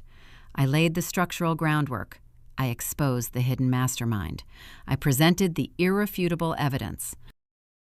I stripped away every layer of their carefully constructed reality, leaving them naked and defenseless in a windowless room. But the final blow was not going to be delivered by me. I was simply the auditor balancing the ledger. The collection agency was currently walking through the lobby of the Sun Valley Resort. The flashing lights were arriving to collect the debt. The trap snapped shut. The conflict shifted from a verbal confrontation to a brutal physical reality. I lowered my wrist. The second hand on my watch swept past the 12. The hour was exactly 8:30. Vivian Sterling operated with the punctuality of a Swiss timepiece. The psychological dismantling was finished. The tactical enforcement arrived. The heavy oak door of the bridal suite did not open gently. It swung inward with a forceful, deliberate shove, hitting the wall stop with a hollow thud. The secluded plush sanctuary instantly transformed into a staging ground. Men and women wearing dark windbreakers, bearing the bright yellow lettering of the IRS Criminal Investigation Division, flooded the confined space. Uniformed local Idaho law enforcement officers flanked the federal agents, forming a perimeter. The cloying scent of hairspray and lilies evaporated, replaced by the stark, sterile smell of damp rain jackets and the sharp crackle of police radios. The room shrank. The velvet couches and mirrored vanities provided no cover from the blinding glare of tactical flashlights and unyielding authority. Brenda possessed the survival instincts of a cornered predator. The instant the badges breached the threshold, her performative tears vanished. She assessed the tactical disadvantage of the main exit and spotted the secondary service door located near the vanity counter. That narrow hallway led directly to the resort loading dock. She lunged toward it. Her silver gown rustled sharply as she abandoned her husband and daughter, opting for pure self-preservation. She grabbed the brass handle of the service door, twisting it downward. She did not make it across the threshold. A female federal agent intercepted the fleeing socialite. The officer grabbed Brenda by the upper arm, spinning her around with practiced efficiency. Brenda stumbled, her high heels sliding awkwardly against the carpet. The agent pressed her firmly against the mirrored wall, pinning her wrists behind her back. "Let go of me," Brenda shrieked, her voice entirely stripped of its refined country club polish. "Do you know who I am? You are making a catastrophic mistake." The agent did not argue. She retrieved a pair of steel handcuffs from her utility belt. The ratcheting click of metal securing around Brenda's wrists echoed sharply in the suite. The sound was finite, undeniable, and brutally cold.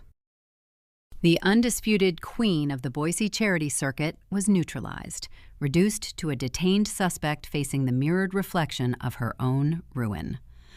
On the opposite side of the room, the lead investigator approached Thomas. The patriarch of the Miller family made no attempt to run. The fight drained out of him the moment the federal windbreakers crossed the threshold. He backed up against the floral wallpaper, raising his hands in a silent gesture of surrender.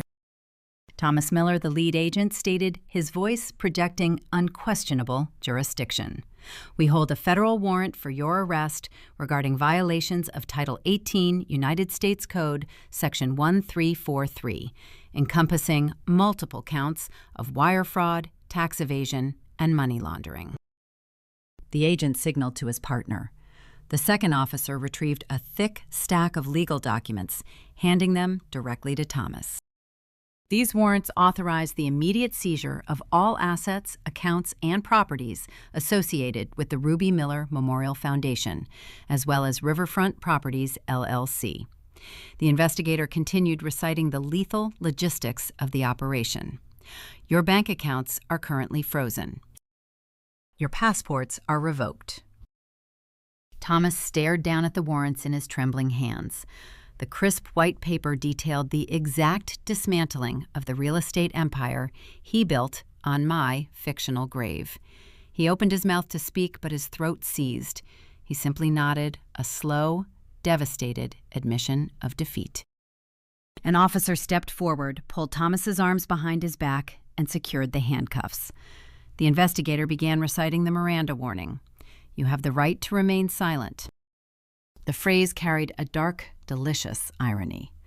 I spent 15 years buried in silence to protect his reputation. Now the federal government mandated his silence to protect his legal rights.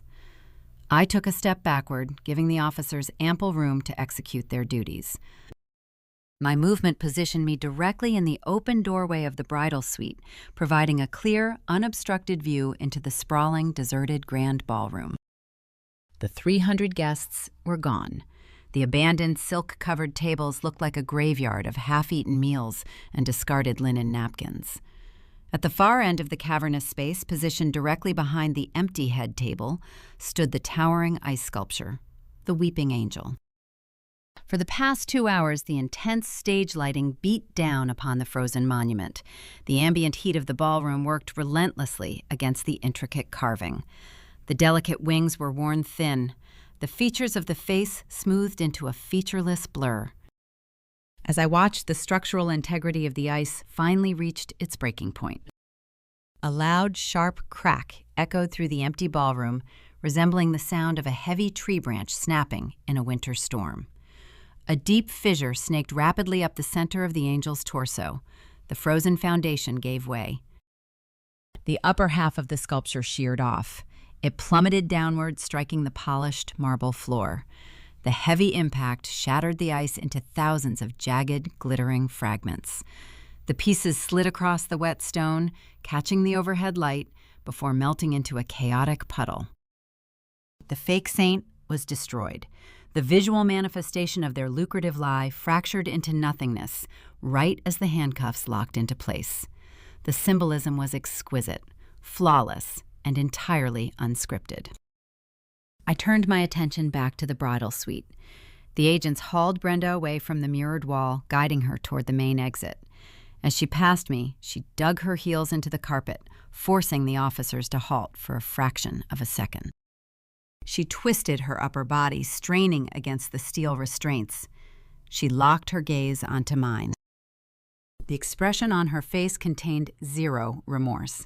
It lacked any trace of maternal sorrow or regret for the 15 years of isolation she inflicted upon me. Her eyes burned with pure, unadulterated venom. She hated me not because I suffered, but because I outsmarted her. "I should have never had you," Brenda hissed, her voice a low, guttural rasp, dripping with malice. The insult was designed to inflict maximum psychological damage.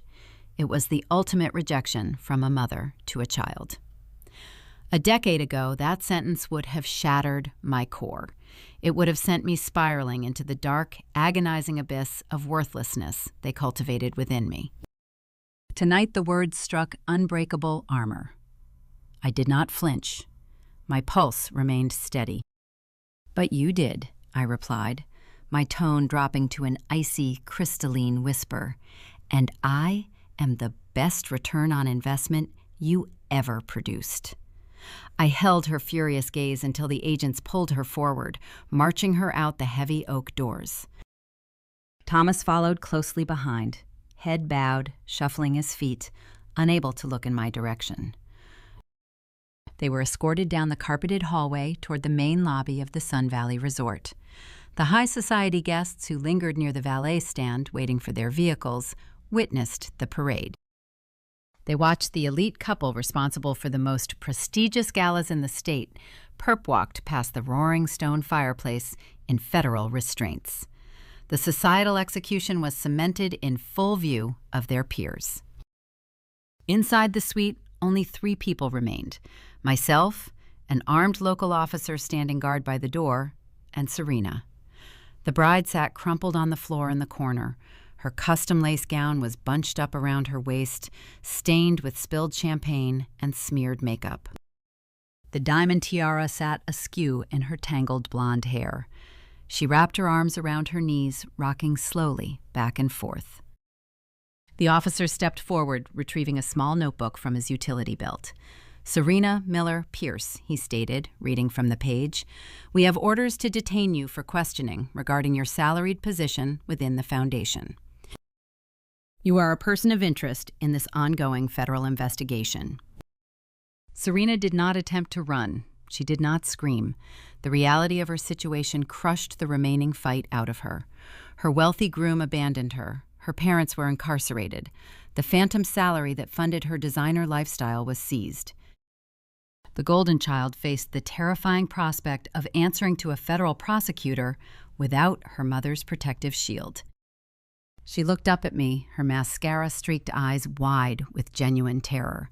She silently pleaded for intervention for the sisterly bond she exploited and discarded. I offered her nothing. I turned my back on the ruined bride. I adjusted my leather portfolio, securing it firmly under my arm. I walked out of the bridal suite, leaving Serena to face the consequences of the ledger she willingly signed. The conflict resolved exactly as a forensic audit should. The debits matched the credits. The stolen funds yielded federal indictments. The emotional manipulation was answered with cold steel handcuffs. I exited the resort, stepping out into the crisp mountain air, breathing freely for the first time in my life. 3 months evaporate rapidly when you are dismantling a criminal dynasty. The federal justice system moves with a slow, grinding inevitability, grinding down the wealthy and the arrogant with equal prejudice. The headlines dominated the Pacific Northwest news cycle for weeks. Prominent Boise couple indicted. Charity fraud exposed. The articles displayed side-by-side photographs. On the left, the glossy, glamorous shots from various country club galas. On the right, the austere, unedited mugshots taken during their booking. I traveled to the federal holding facility outside of Boise on a Tuesday morning. The architecture of a penitentiary offers a stark, chilling contrast to a luxury mountain resort. There are no crystal chandeliers or vaulted timber ceilings. There are only cinder-block walls, reinforced steel doors, and the pervasive scent of industrial bleach mixed with stale coffee. I wore a tailored charcoal blazer, pairing it with dark slacks. I carried a single manila folder. I did not come to gloat. I came to finalize the ledger. Navigating the security protocols required shedding my outer layers, passing through metal detectors, and enduring the cold scrutiny of armed guards. Every step deeper into the facility stripped away the illusion of societal privilege. Money does not buy dignity inside a holding block. I sat in the sterile visitation room, waiting behind a thick sheet of smudged plexiglass. The heavy steel door on the opposite side buzzed loudly, sending a sharp vibration through the floor. A corrections officer escorted my parents into the narrow booth. The physical transformation was jarring. The elite monarchs of the Boise charity circuit were reduced to their lowest common denominator. Thomas wore a faded orange jumpsuit that hung loosely over his shrinking frame. His silver hair, previously styled with expensive pomade, lay flat and dull against his scalp, revealing patches of pale skin. He shuffled his feet, devoid of the commanding stride he used to navigate boardrooms. Brenda followed him, taking the plastic chair beside her husband. The custom silver gowns and diamond chokers were gone, replaced by coarse cotton issued by the state. She looked hollow. The absence of cosmetic filler and contouring makeup exposed the deep, bitter lines etched around her mouth. Her roots were showing gray. Her manicured nails, the same fingers that pointed toward the resort security guards, were chipped raw and bitten down to the quick. They picked up the black plastic telephone receivers on their side of the glass. I picked up mine. The static hum of the recorded line connected us, bridging the physical barrier. Neither of them offered an apology. Narcissists rarely do when they are seeking a favor. They view an apology as a concession of power, an admission of defeat they cannot stomach. Instead, they launched immediately into a transactional negotiation, operating on the delusional belief they still held leverage. "Ruby, thank God you came." Thomas started, his voice lacking its former booming authority. It sounded thin, reedy, almost fragile. "We do not have much time. Our defense attorney is preparing for the sentencing hearing next month. The prosecutor is pushing for the maximum penalty, 8 years. We will not survive 8 years in a federal penitentiary." Brenda leaned closer to the scratched plexiglass, pressing her palm against the barrier as if trying to reach through the solid material. "You made your point," she pleaded, adopting a pathetic, quivering tone designed to elicit sympathy. "You destroyed our reputation. You took the house, the offshore accounts, the cars. You got your revenge. Now we need you to show some grace. We need you to write a letter of leniency to the federal judge." I watched her eyes dart back and forth, searching my face for a flicker of weakness. You are the primary victim on paper, Brenda continued, her voice gaining a frantic edge. If you ask for a reduced sentence, citing family reconciliation, the judge will listen. They always listen to the victims. We can put this behind us. We can start over. I listened to the frantic, desperate pitch. They still did not understand the mechanics of their own downfall. They believed this was a personal vendetta, a petty family squabble blown out of proportion by an angry daughter. They thought my motivation was spite. I looked at the woman who packed my garbage bags in the dead of night. I looked at the man who stepped over my seizing body to protect his Italian leather shoes. I am not writing a letter. I stated my voice level and entirely detached. I am not asking a federal judge to reduce your sentence. I am not offering you grace. Thomas slammed his fist against the metal counter. The sudden noise echoed through the small booth.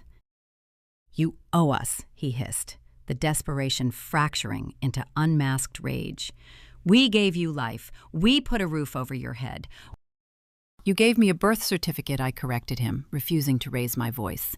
I built the life myself, and I am not punishing you. The justice system is punishing you. You did not go to jail because I survived. You went to jail because you stole $4 million. You forged state documents. You committed wire fraud. My survival is simply the catalyst that exposed your ledger.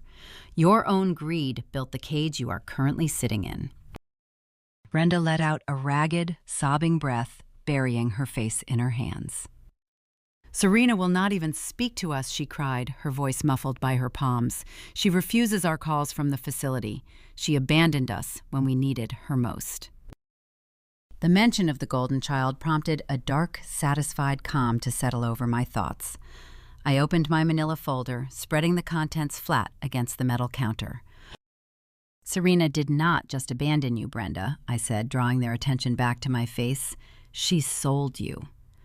Thomas looked up, his eyes wide with fresh horror. What do you mean? To avoid a federal indictment for accepting a fraudulent $150,000 salary, Serena secured a plea deal with the prosecutor, I explained, outlining the legal maneuver with surgical precision. She turned state's evidence against you. She handed over every email, every text message, every piece of correspondence proving you orchestrated the fake charity and directed the flow of funds. She saved herself by ensuring you both face the maximum penalty without the possibility of parole. The color drained from Thomas's face, leaving his skin the shade of old parchment. The ultimate betrayal arrived from the daughter he funded and worshipped. The pristine investment turned toxic. But the federal prosecutor did not let her walk away unscathed. I continued detailing the poetic justice of the arrangement. Serena avoided prison, but she received 5 years of mandatory supervised community service. And the judge was highly specific about her placement. I slid a printed copy of the court order against the plexiglass displaying the judge's mandate. She is not performing light clerical work at a local library or serving soup at a downtown shelter. The judge assigned her to a state-run medical facility. Serena works 40 hours a week as an orderly in a neurological ward. The golden child who wore custom silk and abhorred illness is currently emptying bedpans, mopping up vomit, and changing the soiled linens of severe epilepsy patients. She is forced to serve the exact demographic she helped you discard. She is stripped of her vanity, her designer wardrobe, and her luxury SUV. She takes the public bus to a hospital, smelling of antiseptic and decay, tethered to the reality she tried so desperately to erase. Brenda stared at the document, her breath fogging the plexiglass. The dynasty she curated was thoroughly annihilated. Her husband was a convicted felon facing nearly a decade behind bars. Her perfect daughter was scrubbing hospital floors, performing the manual labor of a disgraced servant. Her discarded ghost held all the cards and possessed all the leverage. I stood up from the metal stool. I picked up my folder and tucked it neatly under my arm. The emotional execution was complete. The accounts were settled. Ruby, Please, Thomas begged, his voice cracking, shattering into a pathetic whimper. Do not leave us here. Do not walk away. I placed the black plastic receiver back onto the cradle. The line disconnected instantly, severing their desperate pleas mid-sentence. I did not offer a final, dramatic speech. I did not grant them the satisfaction of my anger. I simply turned my back on the plexiglass booth and the broken people trapped inside it.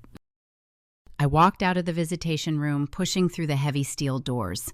I navigated the security checkpoints, returning my visitor badge and retrieving my keys.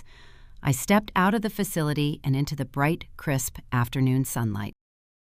The Idaho air smelled clean, unburdened by lies or hidden agendas. The toxic cycle was irrevocably broken, leaving the architects of my misery entirely to the mercy of the system they believed they could manipulate. I walked toward my rental car, ready to return to Seattle and finalize the new architecture of my future. Exactly 365 days after I walked out of that stark federal visitation room, the narrative of my life settled into a brilliant, unyielding quiet. I sat in my corner workspace located on the 42nd floor of our Seattle high-rise. Floor-to-ceiling windows offered an unobstructed panoramic view of Puget Sound. The morning sun reflected off the dark water, casting bright, angular geometric patterns across my polished glass desk. I did not share this space with ghosts anymore. I inhabited it fully. The brass nameplate mounted outside my frosted door read, Senior Partner. The heavy wooden door pushed open. Vivian Sterling stepped into the room, carrying 2 steaming ceramic mugs of dark roast coffee. She wore a tailored navy blazer, her silver hair cut into a sharp, immaculate bob. She did not knock. Mentors who forge you in the fires of corporate warfare do not require formal invitations to enter the sanctuary they helped you build. Vivian walked across the plush carpet and set one of the ceramic mugs near my keyboard. She took a seat in the leather chair opposite my desk. She did not offer a dramatic speech or a sentimental congratulations. Our dynamic operated on a currency of mutual respect and silent acknowledgement. We communicated in the shared language of balanced ledgers and closed cases. She picked up a sleek silver remote from my desk and aimed it at the flat-screen monitor mounted on the far wall. The display flared to life, tuning into a regional Pacific Northwest news broadcast. The anchor delivered the morning headlines. A familiar photograph flashed on the screen. It was the courthouse sketch of Thomas and Brenda. The news anchor confirmed the final gavel strike of the federal justice system. The judge handed down the maximum penalty. 8 years in a federal penitentiary without the possibility of early parole. The gavel fell, and the architect of my erasure traded her custom silver gowns for a concrete cell. Vivian pressed the power button, turning the screen black. She raised her coffee mug, lifting it a fraction of an inch in the air. A silent toast to a perfectly executed audit. I picked up my mug and mirrored the gesture. The coffee tasted rich, complex, and intensely satisfying. The toxic ties were officially, permanently severed. But a forensic accountant understands that closing a file is only half the job. Exposing the theft is the preliminary step. True justice requires asset reallocation. You must track the stolen capital and return it to its rightful origin. When the IRS Criminal Investigation Division seized the $4.2 million from the fraudulent foundation accounts, the federal government intended to absorb the capital into a general bureaucratic fund. I refused to let that happen. That money was raised using my childhood photograph. It was solicited using the very real neurological condition I battled every single day. I possessed a moral claim to those funds. Working alongside Vivian, I petitioned the Department of Justice Asset Forfeiture Program. We drafted a meticulously researched proposal outlining a direct victim restitution plan. I did not ask for a single dime to enter my personal bank account. I requested the federal judge release the seized assets to a newly formed, legitimate philanthropic trust. a trust I controlled. The judge reviewed the undeniable logic of our petition and granted the transfer. I suddenly held the operational power of over $4 million. I knew exactly where to direct the strike. I targeted the remote behavioral compound in the Idaho Panhandle, the same bleak cinder block warehouse where my parents dumped me in the dead of night. The facility operated on a razor-thin margin, constantly dodging state health inspections. I established a blind corporate purchasing entity. I routed the capital through a legitimate commercial broker and executed a hostile corporate takeover. I bought the entire compound, the surrounding acreage, and the operating licenses. The day the deed transferred into my name, I traveled back to Idaho. I walked through the chain-link gates not as a discarded teenager, but as the undisputed owner of the property. I walked straight into the drab reception area. The same exhausted administrator sat behind the laminate desk, flipping through a tabloid magazine. I handed her a printed termination notice. I fired her on the spot. I dissolved the contracts of the negligent staff who warehoused forgotten children for profit. I hired private security to escort them off the premises. Then, I hired a demolition crew. I stood in the gravel driveway and watched a yellow excavator swing a heavy iron claw into the side of the dormitory block. The cinder block walls crumbled, collapsing into a cloud of gray dust. The oppressive, narrow hallways where I spent 2 years mapping out my survival were reduced to rubble. The sound of the breaking concrete was the most beautiful symphony I ever heard. We cleared the debris and poured a new foundation. I hired leading architectural firms specializing in medical sanctuaries. We replaced the tiny barred windows with sprawling sheets of reinforced glass, allowing natural sunlight to flood the interior spaces. We tore up the barren dirt yards and planted lush, vibrant, healing gardens. We built state-of-the-art neurological testing suites and hired board-certified specialists who treated their patients with profound dignity. We transformed a prison into a premier medical haven. Last month, I attended the grand opening. I stood beneath the towering cedar entryway, looking up at the polished bronze lettering mounted above the sliding glass doors. The Ruby Miller Living Center for Epilepsy. I reclaimed the name my mother used to solicit sympathy and engraved it onto a building that actually saved lives. The fake charity became a tangible, breathing reality. The blood money paved the way for top-tier medical care. Dozens of teenagers who struggled with the exact same condition I battled now receive premium treatment free of charge, funded by the seized assets of a fallen real estate tycoon. I balanced the ultimate ledger. The deficit was erased. The debt was paid in full. I turned my chair away from the expansive window and looked directly at the camera on my desk. I am speaking to you now. There is a specific, insidious pain in being the invisible child. You spend your formative years watching your parents pour their resources, their affection, and their pride into the golden sibling. You learn to shrink. You learn to silence your own needs because your very existence is treated as an inconvenience to their perfect portrait. You swallow the rejection and internalize the blame, convincing yourself you are inherently flawed. They tried to bury me because I was not perfect. They threw dirt over my name because my reality conflicted with their pristine public image. But they forgot a fundamental rule of nature. Seeds grow in the dark. Isolation is terrifying, but it is also a powerful incubator. When you strip away the desperate need for toxic approval, you are left with a blank canvas. You are granted the rare opportunity to construct your own identity, free from the warped expectations of a dysfunctional lineage. You learn to navigate the shadows, and when you finally step into the light, you emerge unbreakable. You do not have to fit into a broken family's picture. If they crop you out of the frame, you do not beg to be drawn back in. You burn the frame. You take the ashes and you buy a new house.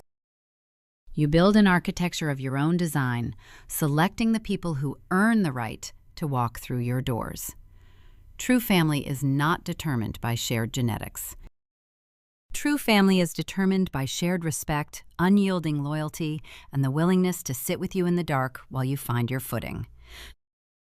If you are listening to this and you recognize your own reflection in my journey, I want you to hear this truth. Your value is not dictated by the people who failed to see it. Their inability to love you is a reflection of their hollow core, not your inherent worth. You are allowed to walk away.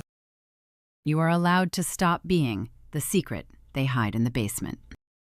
You possess the power to audit your own life, identify the emotional deficits, sever the toxic accounts, invest your energy into the only entity that guarantees a return, yourself.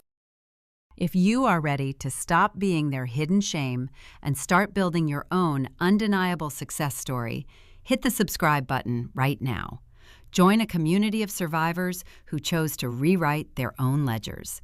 Drop your story in the comments below. Tell me how you broke the cycle. Tell me how you built your own empire. I read every single word. You are no longer invisible. You are seen.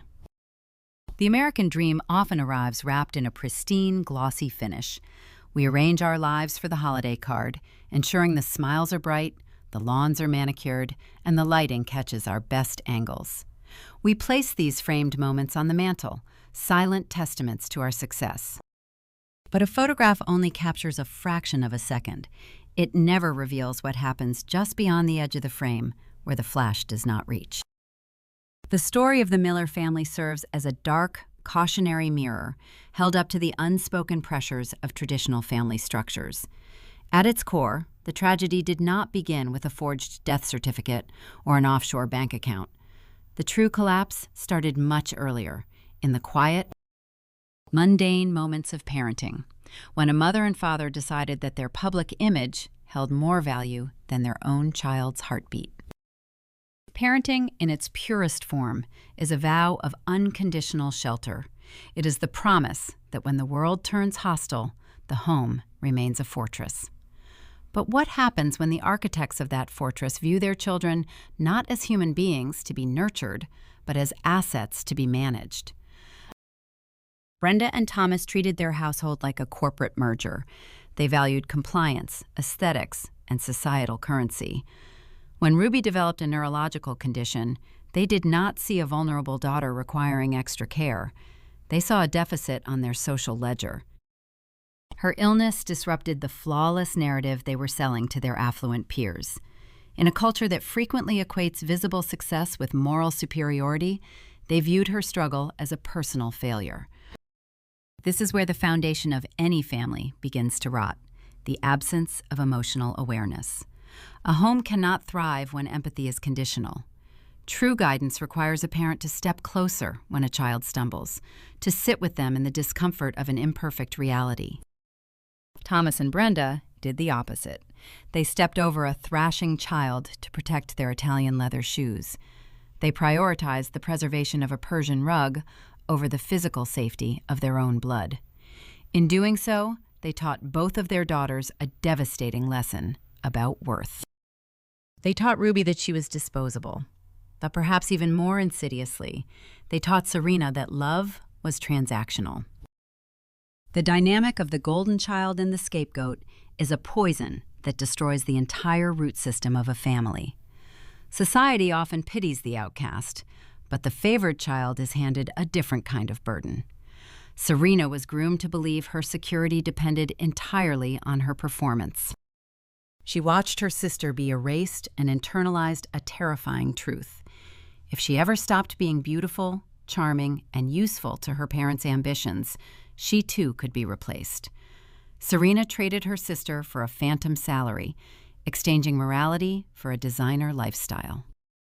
She became a co-conspirator not because she was inherently wicked, but because she was raised in an environment where loyalty was purchased, not earned. When parents pit siblings against each other, whether through overt favoritism or subtle comparisons, they sever the first and longest-lasting bond a child will ever have. Fairness in parenting does not mean buying identical gifts.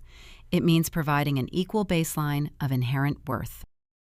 It means fostering an environment where siblings view each other as allies against the world, rather than competitors for parental affection.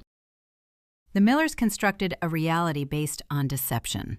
They believed that if they curated the surface perfectly enough, the structural damage underneath would simply vanish.